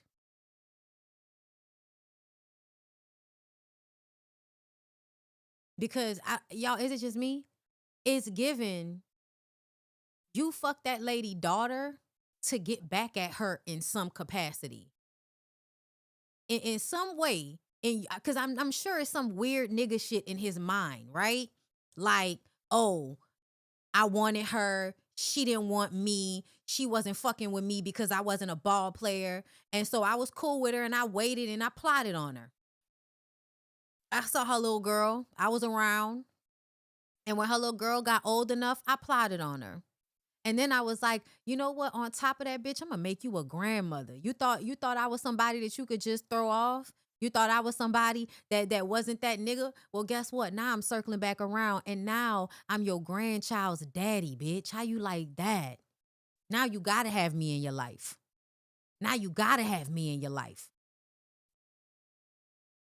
Like, I hate to say, like, it feel like that's what happened, but it does feel like him having a baby with Shanice is about Evelyn, not necessarily about Shanice. this is for life. Because otherwise, I would have been like, you know, would we be sitting here today if we didn't have Blaze? You know what I mean? Yeah, right. Yeah, I can You see know, that. because otherwise, it would have been like, all right. Yeah, because when you stop talking to somebody, you're like, okay, whatever. But when you do share, I mean, I feel like I would have still been on Drop the Low. So I would have Yes, he did know her when she was a child because Evelyn, even though she lies about it, was friends with Jayceon's first baby mama. They had a reality show back in the day. She was at Evelyn's baby shower when Evelyn had her son. But maybe for different reasons, Oh, yeah, right? right. Because I also do feel like we were meant to cross paths in whatever capacity we were meant to cross paths. And we were having this conversation the other day by like, well, in my opinion, the universe and God doesn't make mistakes. So Blaze was supposed to be here. You were supposed to be Blaze's dad. We were chosen to be his parents. So I think that I just had to learn how to grasp with the fact of like, okay, this is a situation in which you have to stick around me. Right. That's not my thing. That's not my dating life. There's like one ex that I ended up being friends with like a year or two after we broke up. But so I think that's what I had to. Yeah, I think I will say I'm proud that we're able to do this, you know, because there were a few bumps in the road. And I know for you being a new mom, you know, having to figure out how to co-parent with this person. He's a bullhead, he's a Sagittarius. You're like, you're a Gemini, but I'm going to tell you, I believe it's not that Shanice is slow, y'all. I think that when you're raised by a woman like Evelyn, you're not allowed to really be or grow into who you are because everything is always about your mother. And even when you are so beautiful and all of that, it's still about your mother. And so you don't ever really have a chance to develop your own personality, to develop who you actually are, because not only do you have to not piss her off, everything is still all about her. And I think even having this baby with Jayceon still turns out to be about her. I think that Shanice is somebody that was just raised to recognize that money and men are your only ways of securing yourself. Get you a man with some money and make him take care of you. That's what beautiful women do. We don't work. We don't go to school and all of that shit.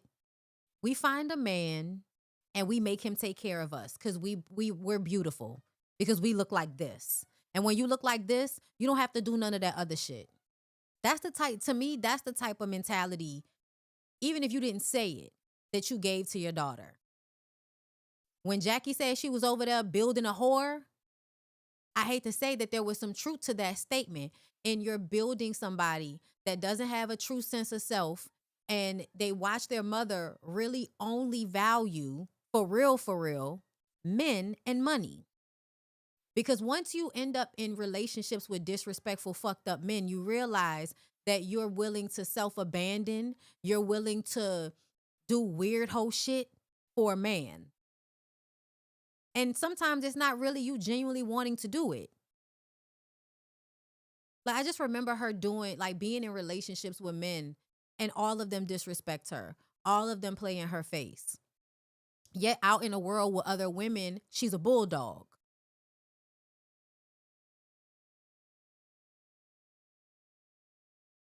Being a bulldog means you raise a daughter that doesn't know how to speak up for herself. That's what that means. I would really wonder how much of Shanice's relationship with Jayceon is from her own wants and how much of it is actually from his manipulation as being the older person who she grew up around. And the grooming to be okay with mistreatment as long as the man has money is already there, because that's what Evelyn has taught her daughter. Through her life, Evelyn has taught her daughter, as long as he has money, it's okay that he disrespects you. A lot of women teach their daughters that lesson, whether they know it or not.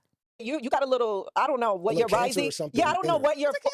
Cancer is like Harlem. I feel like, and I use Harlem, which is my oldest son, as you know, like the foundation for like the model human, right? Yeah. And so I feel like you are like calm and chill and non-confrontational and like deserve ultimate respect because of how cool your soul is. Yeah. You know what I'm saying? And so I feel like the same way about my son, but my other children they're a little bit different. This kid is just like God's gift to a family. And I feel like you have a lot of those characteristics, Cancer characteristics, even though you are a Gemini. Every other Gemini that I met is like a Sagittarius op, you know, if you will. I think that's what she was going to. Yeah. Yeah. Well, because even though you are a Gemini, which is what, an air sign? Yeah. Oh my God. They're a Gemini and Sagittarius, mother and daughter?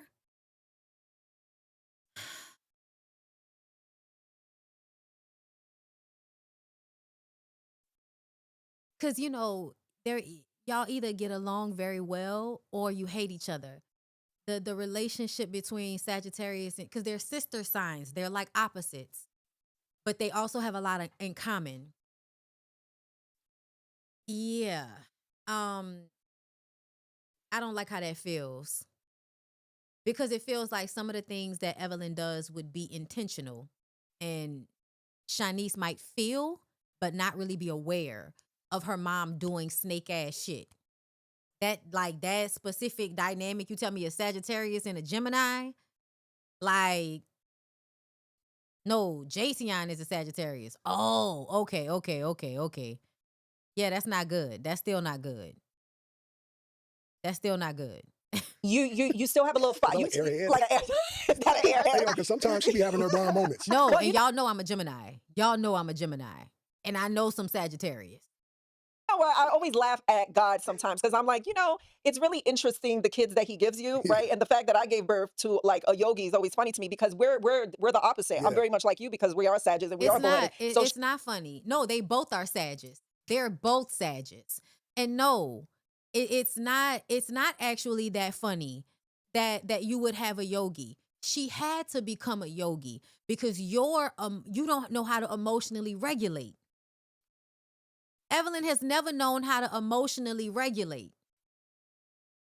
That's the reason why you would have a daughter that seeks out peace. Hey, Sin. Hey, girl. Shanice is blessed because you got two Saggies around you. But I had to be the opposite. You're right. You're right. And we look at you like you're crazy sometimes. Yeah, and me, for me about her, right? Like, I think you're kind of. And I don't like that neither. That sounds like it's the two of them against her sometimes. Did y'all hear that? And the fact that I gave birth to like a yogi is always funny to me because we're the opposite. Yeah. I'm very much like you because we are Sagittarius and we are bullheaded. So Shanice is blessed because you got two Saggies around you. But I had to be the opposite. You're right. And we look at you like you're crazy sometimes. Yeah, and me, for me about her, right? Like, I think you're kind of the same way. Like, we talk every day, every other day, about like life in general. But I think that, like, my baby mama is like a special person. She's a real special person. I think she's a better person than I am. She has a way more reserved and like study, calm, almost like a perfect human being head ass nigga. Like, I feel like that about you. I don't feel like that about myself. I feel like I'm like got some fucked up shit going and I'm still trying to like balance out my lowrider. But for you, I tell your mom this behind your back. I tell people that ask, like, you are an outstanding human being. Thank you. It's a little weird to someone who doesn't know how to appreciate it at times because I never met anyone like you in my life. And I tell everyone that. But the thing that I say the most is that like how great of a person you are. And so. Yeah. When you have an abusive parent, it teaches you how to be hyper vigilant. That's why I said I don't think she's slow, because there's a level of temperament and smarts that you automatically have about you when you have a parent that flies off the handle. Like, if y'all can, I recognize the energy, like Evelyn's energy. Like, I remember, because it is very close to somebody that I know, that her energy would, like, y'all remember how Evelyn used to pop off on the show all the time? Even recently, I got good fucking pussy and all of that shit.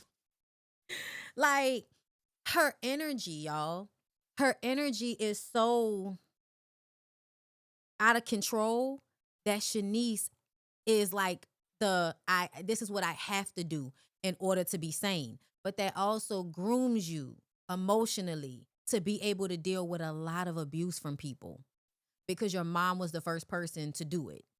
This whole situation makes me feel so uncomfortable, y'all, because, oh my God.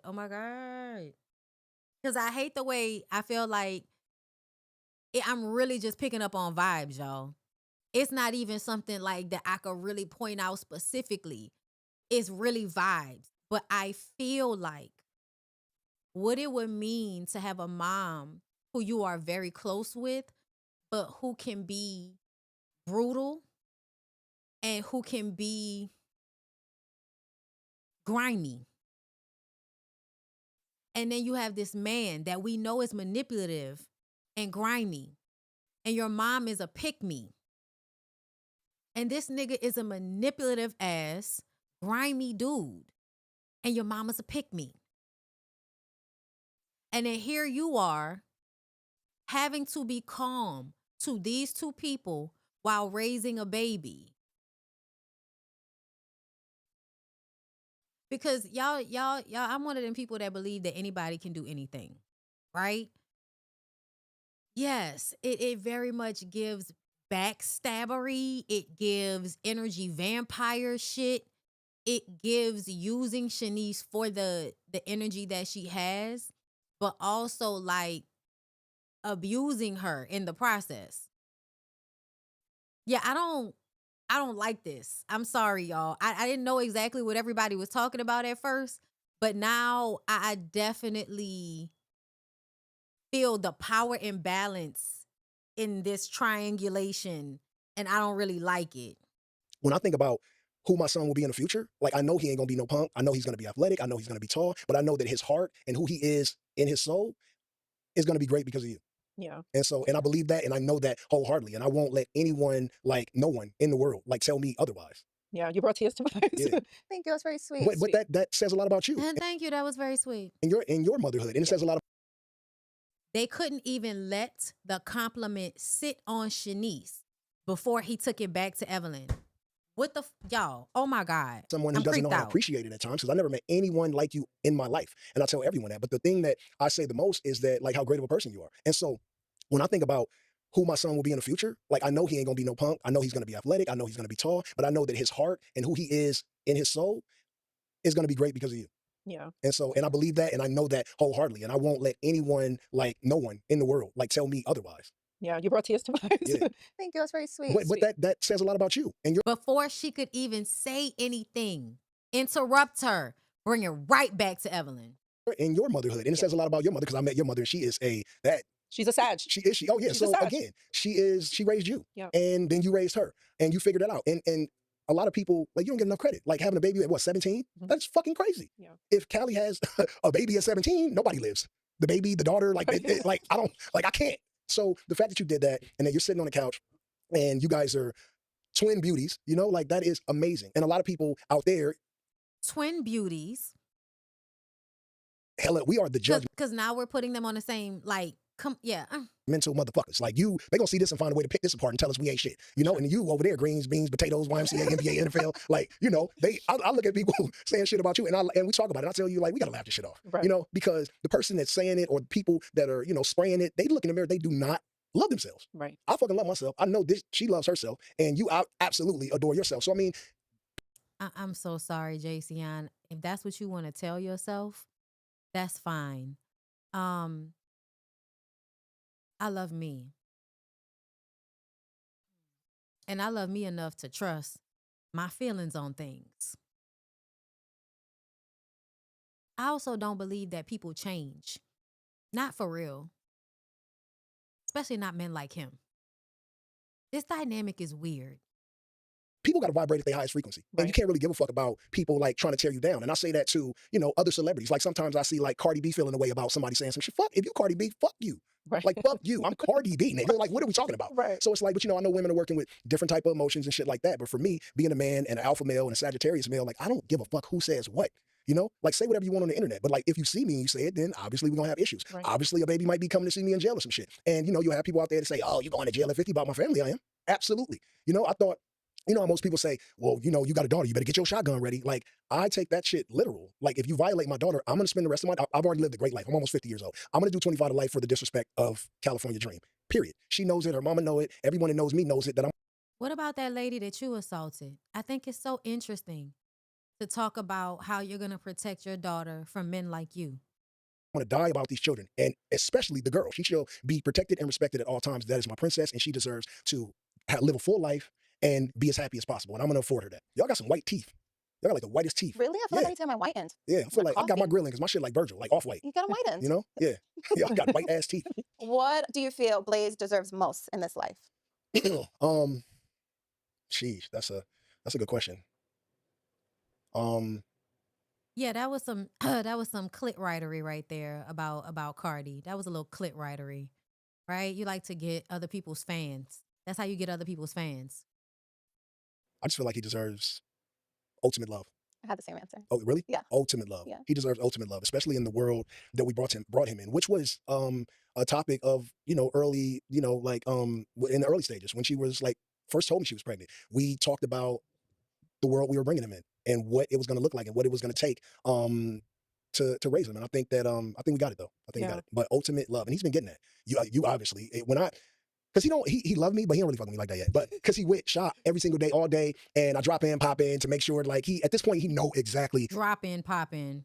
who his dad is, but he loved me the most when it's time when he needs me to get him out the crib.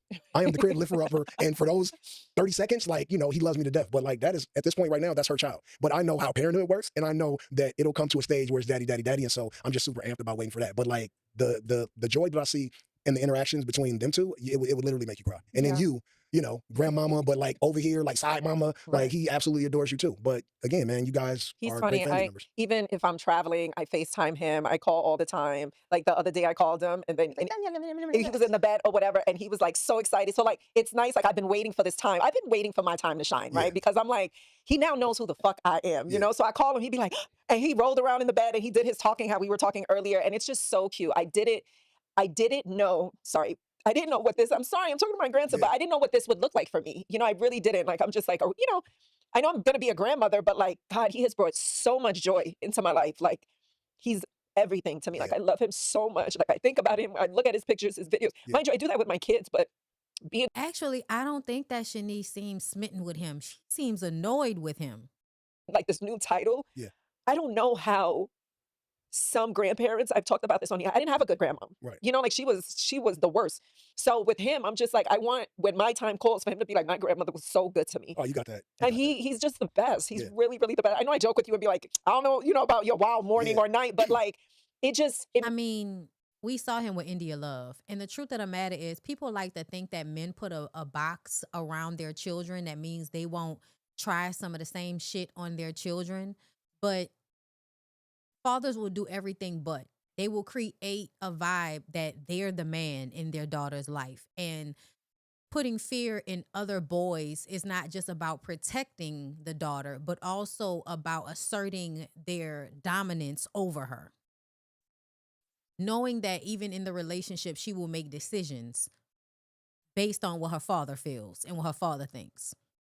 Makes sense in our, family circle now. And I'm so grateful. And I know people, like you said, try to tear stuff apart and how did she have a baby by him or whatever, and I'm like, I wish you guys can see, and I'm happy that you're doing this with us because it's a glimpse into what our real lives look like, and the fact that it may not make sense to y'all, but we love each other and we're really here to support each other with whatever that we have going on. And even you guys, like raising Blaze, like Blaze's birthday, your family here, it was such a vibe and it was so much positivity that everybody that left his birthday party was like, yo, that was so fun. So like, I'm proud of us, I am, and I'm grateful for my village. And I think I can speak for like everybody who has a relationship with their grandmother that like, and my mom is going to watch this and talking about how much I love my grandmother, and she wouldn't feel slighted about that because she knows Looks around. That shit is dope. Yeah. That shit is dope.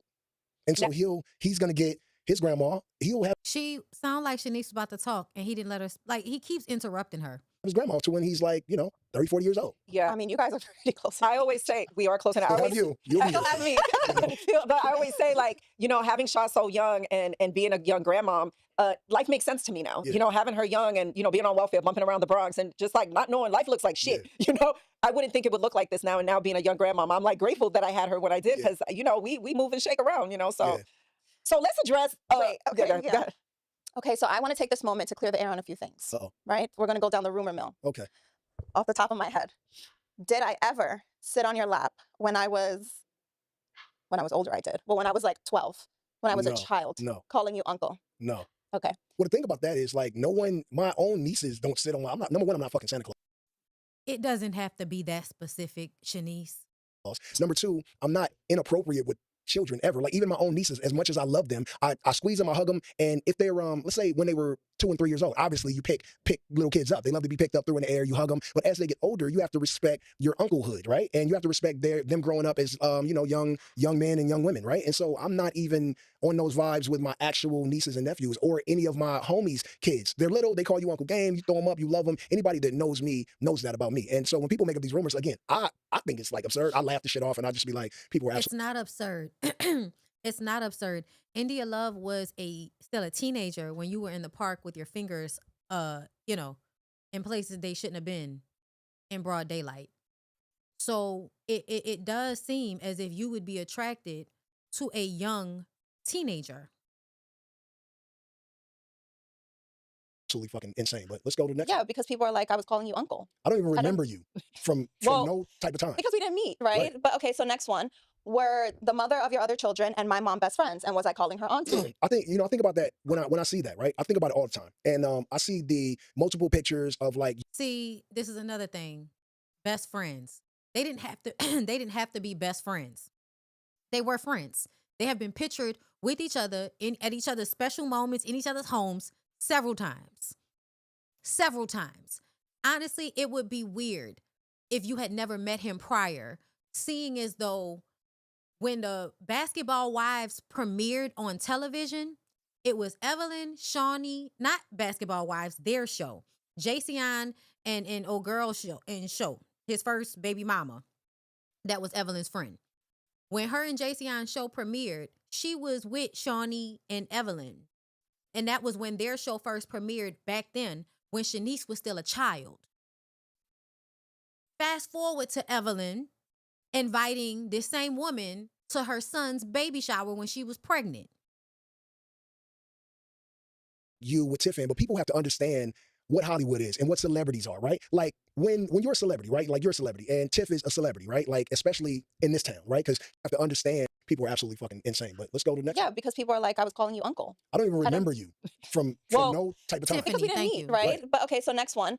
Were the mother of your other children and my mom best friends, and was I calling her auntie? I think, I think about that when I see that, right? I think about it all the time. And I see the multiple pictures of like you with Tiffany, but people have to understand what Hollywood is and what celebrities are, right? Like when you're a celebrity, right? Like you're a celebrity and Tiff is a celebrity, right? Like especially in this town, right? Because she had a show, you're on TV, she's on TV, and celebrities come to celebrity people shit, especially women. Like women go to tastemaker shit, they pull up at baby showers, have a drink, tell you congratulations, nice to meet you, girl. And if I see you again, it's obviously gonna happen again. But I don't think there's ever been a point where you guys were like best friends. Not saying that you wouldn't be, but it's just you have your own best friends. And I know Tiff like the back of my hand. She has a small group of best friends, and Evelyn's not in it. Right. You're just not in it. Right. And I think I know Shay touched on this when you were on there. That was shade. You're just not in it. They were friends.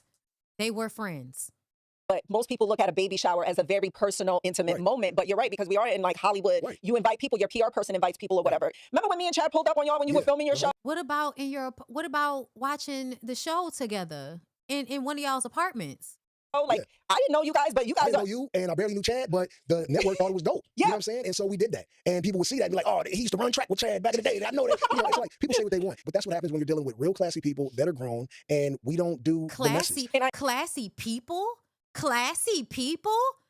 This bitch threw a bottle at somebody's head over nothing, and you sexually assaulted somebody. I mean, that's what they said. They charged you with it. You have to pay the lady. So it's not alleged. And I know that, so I started even feeling like, dang, she's getting dragged into this, because you know. So and I mean, y'all didn't have to be best friends. Y'all could have just been friends, and that's still good enough. Try not to really talk about it too much, because it's like I understand and respect that she's private and doing her thing. But you know, when I did the shade room, I responded because I'm like, let me just clear the air. Okay, next one. Did you ever have sex with my mom? And did we ever have a threesome with that? Yo, that is absurd. Like that shit. No. It was he ran a train on us, so we were both there together. I don't know about that. I would hope that did not happen. But I would assume that either he wants to. Y'all may not let him, but he wants to. That would I damn near did a Prince and walked off. I'm sorry, I have to ask the question. The thing about it, and by the way, let me know. I mean, I'll let you know. Evelyn is a 50-year-old grandma. She's absolutely beautiful, just so you know, right? But never. We heard you say it. We heard you say it many times throughout this one-part interview. Never have I ever. Yeah. Like never. And we don't even give each other those type of energy, those type of vibes. Number one, it's fucking disgusting. Number two, we are. Why would it be disgusting? Why would it be disgusting? I don't believe you.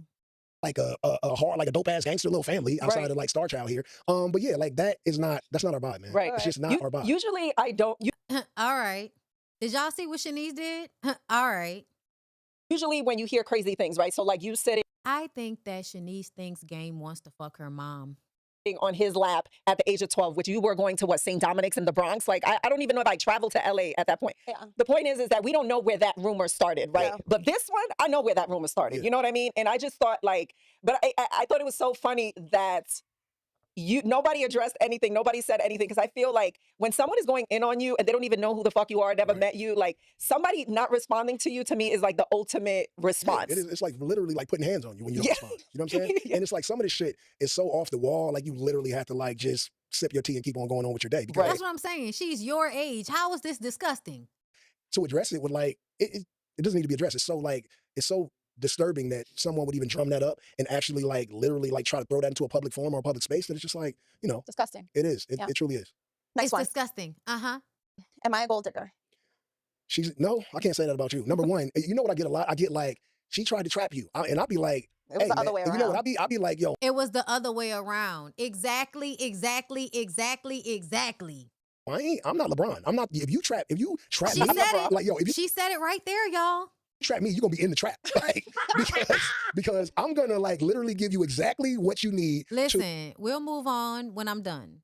I'm almost done.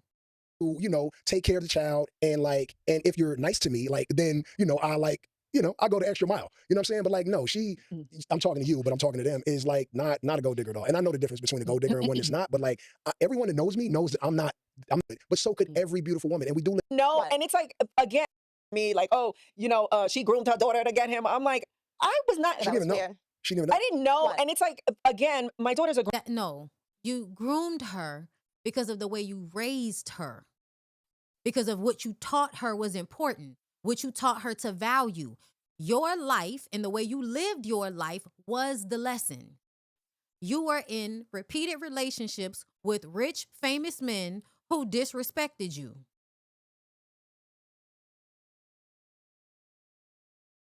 That's what you taught her. Grown woman. Right. You know, she is in her early 30s. Who she talks to, not talk, I don't know. We do not ever discuss. Do we ever talk about, even pre-J, after J? We don't ever talk about, oh, who you're talking to. I don't like, those are not, like, this is my daughter. Until you know, and then when you know. Oh, so y'all don't have conversations about who she's talking to and who she's dating. So then that tells me that she doesn't share with you like that. Because I assumed that they did. Like, didn't it come off like they were like close? And it seemed like they would have conversations about if she was dating somebody. Like, what, you know what I'm saying? Like, who doesn't talk to their daughter about who they're dating? Yeah, this is, and yeah, I'm done. I'm done. I don't believe nothing that Jayceon and Evelyn are saying. And I think the only reason that Shanice isn't saying anything is because she is she's a victim of these two people, right? I got a baby with this nigga, and this is my mom. And when I say victim, I mean like she's not gonna say how she feels. She's not gonna do what she wants to do. She's gonna do what her mama want her to do. She's gonna do what Jayceon want her to do. Their will is stronger than hers. Somebody in the comments said that she was weak. I don't want to call her weak because I feel like it takes a lot of strength in order to deal with those types of personalities and not lose yourself. And she does seem to have an ability to cage herself off. And I think that takes a lot of strength. However, when her mom is asking her to do something and puts pressure on her, it seems like she will do it. If Jayceon is stressing her out too much, he might put pressure on her to do something that she don't want to do. Maybe, maybe not. But it definitely feels like her mom has the ability to make her do things that she doesn't want to do, like this interview that makes them look crazy. Oh, girl. Do you think somebody sent me this clip, and so I wanted to play it. Men can be faithful in a relationship? What's faithful? Sexually monogamous to one woman? Of course. Of course? Yeah. Do you think the majority of men are faithful? I don't want to answer for the majority. I never want to seem like I'm the expert. I don't know. You don't know? Yeah, but I know it can't be done. But I think it depends on her. Yeah. What? Her runs the world. You think a man cheating depends on the woman? Yeah. I don't think that at all. No matter what you think. How come you think, where do you think the phrase happy wife, happy life comes from? Yeah, but I think no, men, there is people no, that cheat. No, well, okay, so I think there's three types of cheaters. There's a serial cheater, the James Bond cheater, and then the guy that's forced to cheat. Okay, what is a James Bond cheater and how are you forced to cheat? James Bond cheater is, I do everything right. I'm in Rio. I see a little thing. Boom, boom, boom. No, nobody sees me. Boom, boom, boom. I come back home to my normal life. Okay. James Bond cheater is what I said Toya needs to be when we was in Married to Medicine. All right. He's smooth. He's slick with it. Smooth with it, yeah. Okay. The guy that's forced to cheat is I've been on the road in a week and I come here and he'd be like, I got to do my podcast. That's the first night. I can't. I got to make it like you just 4 or 5 days in a row, you're not taking care of your man, and then he does what he does. Oh, I love that. I love when men say that. I love when men say that. That's why I don't care about, like, I don't care that much about cheating.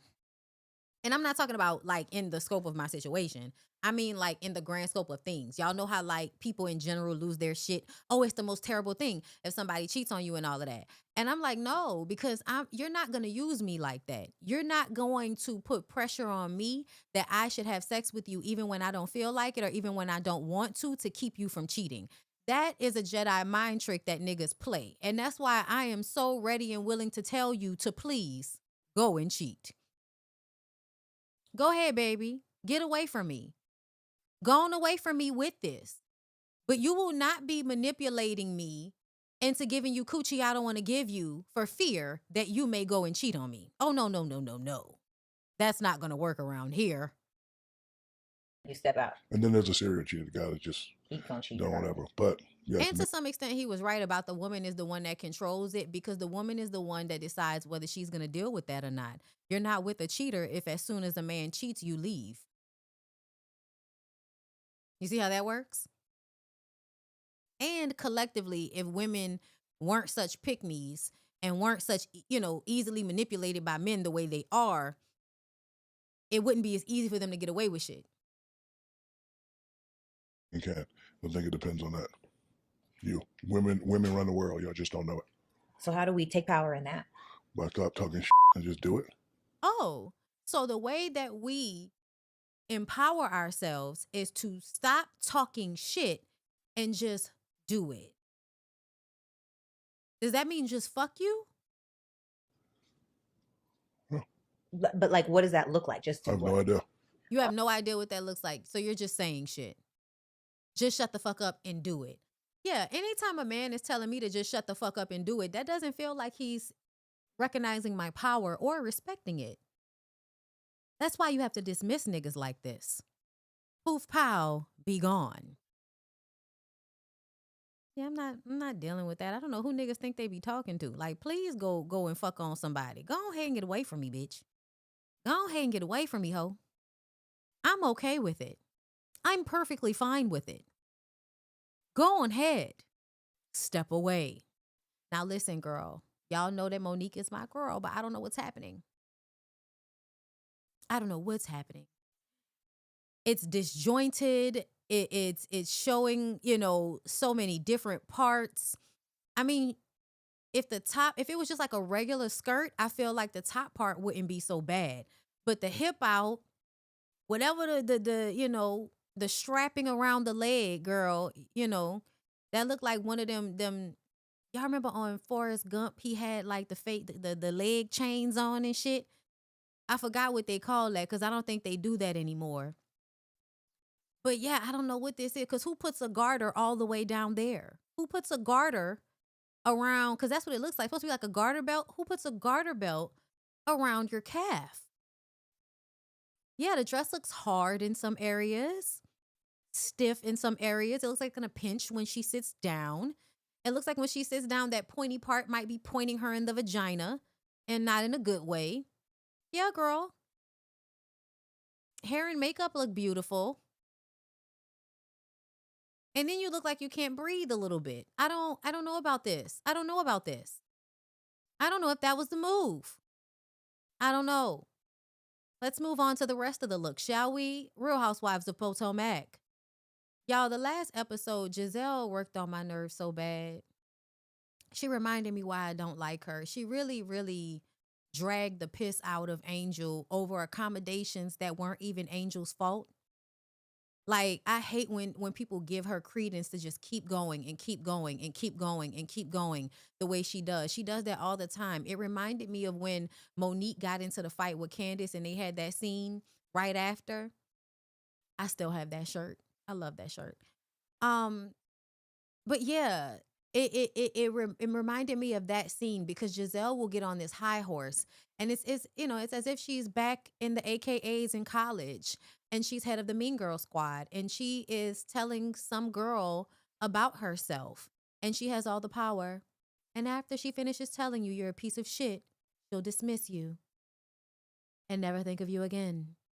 Yeah, that's how Giselle acts. And she acted like that with Angel about the accommodations. And come to find out it was all production's fault. And it just gave them a reason to blame Angel for something else because they obviously just wanted to have a problem with her. I mean, she's a tad bit annoying, but they were dragging it. Like, girl, calm down. But yes, get into the looks. Karen, we haven't seen Karen in a minute, girl. All right, all right, all right, all right. That's cute. Hold up, let's go back. I thought they were going to give us another one. This is really cute, Karen. I like this. All right. I like it. It is definitely giving Queen of Hearts. I've already talked about how I felt about that. This is pretty. I like this. This is very, very pretty. What's this girl's name again? I forgot. Jazzy? Is it Jazzy? No, who is this, y'all? Y'all, I'm watching, but I'm not watching. Whoever this is, I like this. I don't care when like somebody say they don't like it. I like it. I think it's pretty. This look like some shit I would wear to a Zulu ball, girl. This is beautiful with the roses all on it. Yeah, I can't wait to see what it looks like when she's sitting. But yeah, no, I like this. I think this is very pretty. Okay, Kiarna. Y'all don't like the bottom? I mean, maybe, it could have been longer. That's what it needed to be. The inside of the skirt needed to be long. And then everybody would have felt better about it. I still think it looks good. Yeah, Kiarna. Kiarna, you could have did better. You could have did better. I don't even like this pose. You look like you want to fight somebody. I don't like any of this. Oh God, hard wig, soft life. Beautiful dress, beautiful gowns, Stacy. Terrible wiggage. Terrible wiggage. It is absolutely giving Naomi Campbell. I have no scalp, but I have a wig. Beautiful gowns. Ooh, Wendy. Ooh, Wendy gets a charade wiggle. Ooh, oh my God. I love it. I love it. Oh my gosh. Beautiful, Wendy. Beautiful, my girl. Gorgeous, gorgeous. 10s across the board. I love it. I love the dress. I love the hair. I love the makeup. I love the earring. I love the boa, coat. Girl, I love it. Giving. Angel. Wow, lady in red. Lady in red. Yes. Okay. I like the top. I don't like the bottom. I don't know why. I feel like it should have been a different fabric. I like the top. I don't like the bottom. Her makeup is good though. I like her makeup. That lip is everything. I love that dark red lip. Oh, Giselle. You're so basic. Just a little basic JC Penney dress wearing ass bitch off the rack. She always looks like she's wearing something off the rack. Who, Tia? Who is that? Who's this?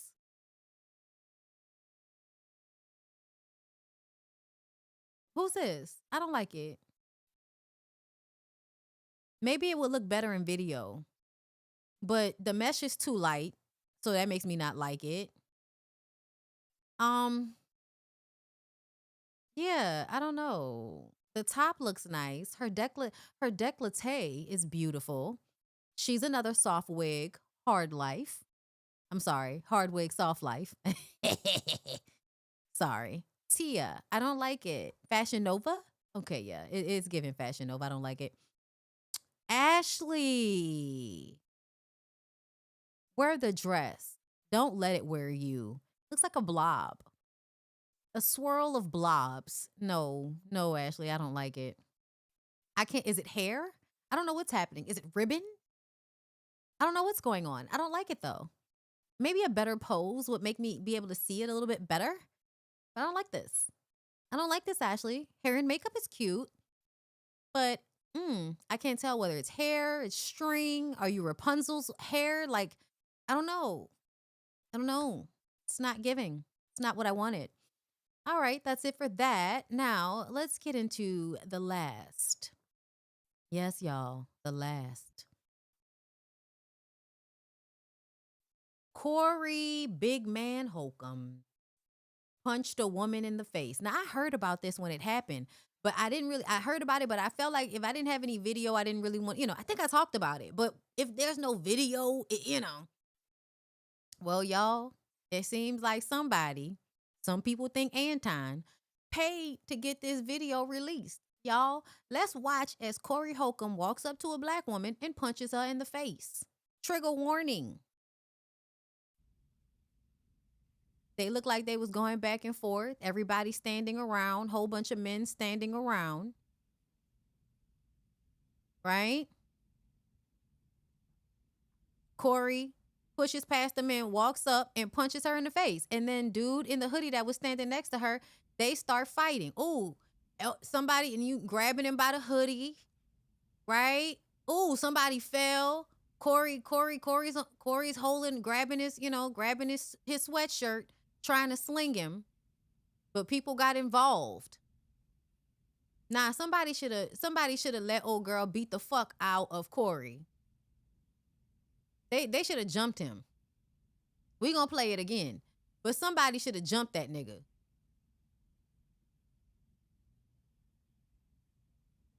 We're gonna play it again. Nah, cause y'all should want to fight some more after this.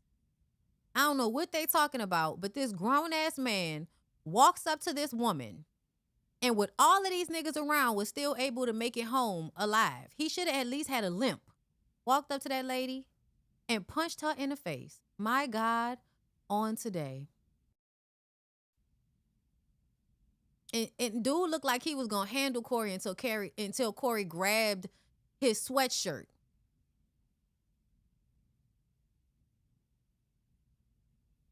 Yeah, niggas always want to break shit up. Niggas always want to break shit up.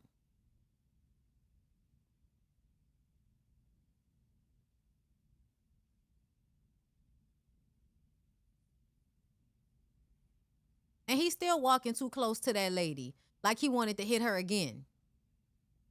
All of these niggas standing around him, protecting him. Look at that.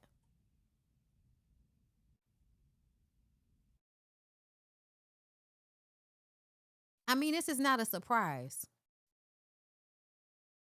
This is not a surprise. Any man that talks about women the way Corey does is somebody that wants to put hands on women or does put hands on women. Any man that's telling you that they wait for a woman to not have any money so that they can take advantage of her being in dire straits and get sex out of her. Any nigga that grew up, feeling like he was fat and ugly and nobody really liked him. You have to beware of these niggas. I also feel like Corey is suppressing homosexuality. Way too invested in gay men. Talks about gay men way too much. Really likes to say the reason why his career hasn't grown as much as it could have is because he's not willing to fuck men. And that might be the case, or you're not that funny. Because a lot of y'all don't know how to be funny if y'all not punching down on somebody. Child, let's go out on this since we talking about domestic violence and punk ass niggas. And how they 19. Y'all know I just a smidget know about E. Kane, y'all. I just a smidget know about E. Kane. I don't know a lot. I only figured out who she was. I think she was fighting with Tia Kemp, and that's when I figured out who she was. Because I did not know her because I don't watch people on social media that make their personal lives they social media. Like, not for real. You know what I'm saying? There might be some people that do vlogs and stuff, but not people that just get on stream and get their ass beat. Like, not that type of stuff. Okay?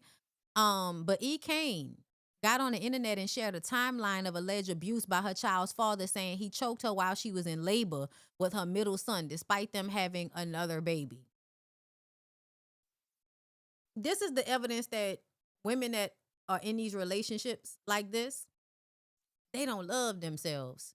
That's why it's so important to love yourself. That's why it's so important to center yourself and not men or anybody else for that matter. Because you don't want to be like this, y'all. 2019, I was in labor with Minx, and he choked me while I was in labor with my son. Choked me while I was in labor. I'm not even gonna have the space for the whole. I'm gonna have to get the other whiteboard. What else he do? He poured pop all over me and my son's car seat so we wouldn't be able to leave. Poured pop on. Yeah, she looked unwell. She shaved her head off. She looks unwell. You shouldn't be well under these circumstances. Me and son's car seat so we couldn't leave. I ain't gonna act so. She's made her social media platform off of her and her baby daddy fighting and arguing and getting arrested and going to jail and getting back together and having more and more children in this toxic environment.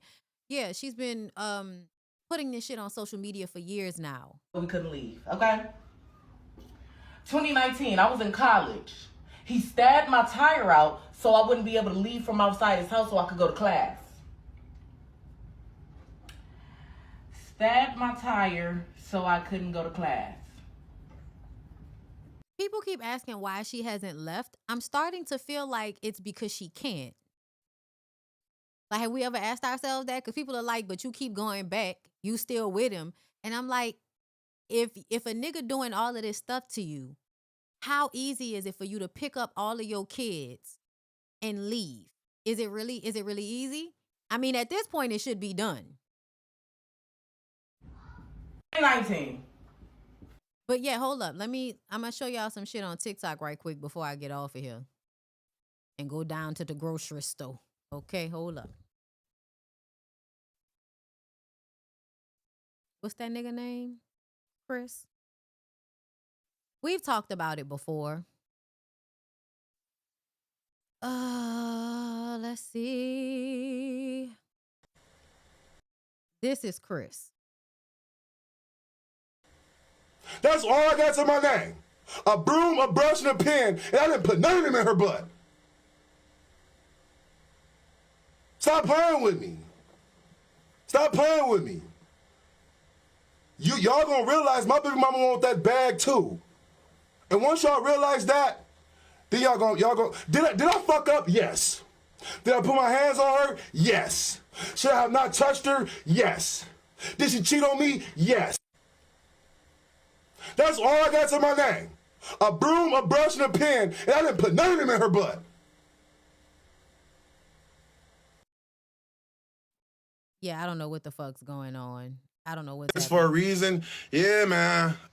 Bro, that night that shit happened with me and Erica, bro, I was possessed by the devil. Yeah, I'm on Twitch too, Zara. Yeah, I was possessed by an inner demon, bro. For real. For real, bro. Somebody knocking at the... Yeah. Yeah. It's a lot of it. Yeah, this was that one time.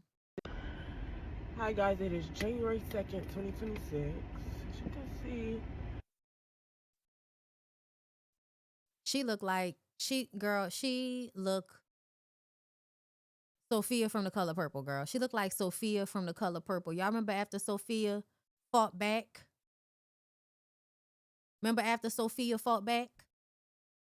And they showed her in a police station and her eye was closed.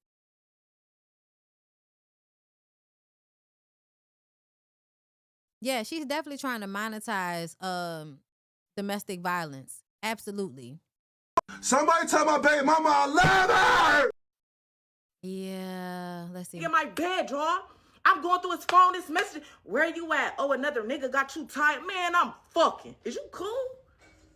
If you gonna cheat, you better take it there, nigga, cause I am. Take that shit up with Kevin and go ask him why I'm still on him. Cause that dick so fucking good. Ask him why I'm on him. Quit always getting mad at me, nigga. You know who I fuck with. You know who it be. And no, these ain't my niggas. These is yours. But shit, I be having my fun with them. I be having my fun out here. You know how I get. I take care of my kids. I go to school. I pay my bills. And I'm a hoe immediately after that. I'm a hoe immediately after. Get my bedroom. Well, that's the life that they're living. I'm going. Yeah, I feel really sorry for the kids. I feel really, really bad for the kids. Oh my God. Well, y'all, that's my show.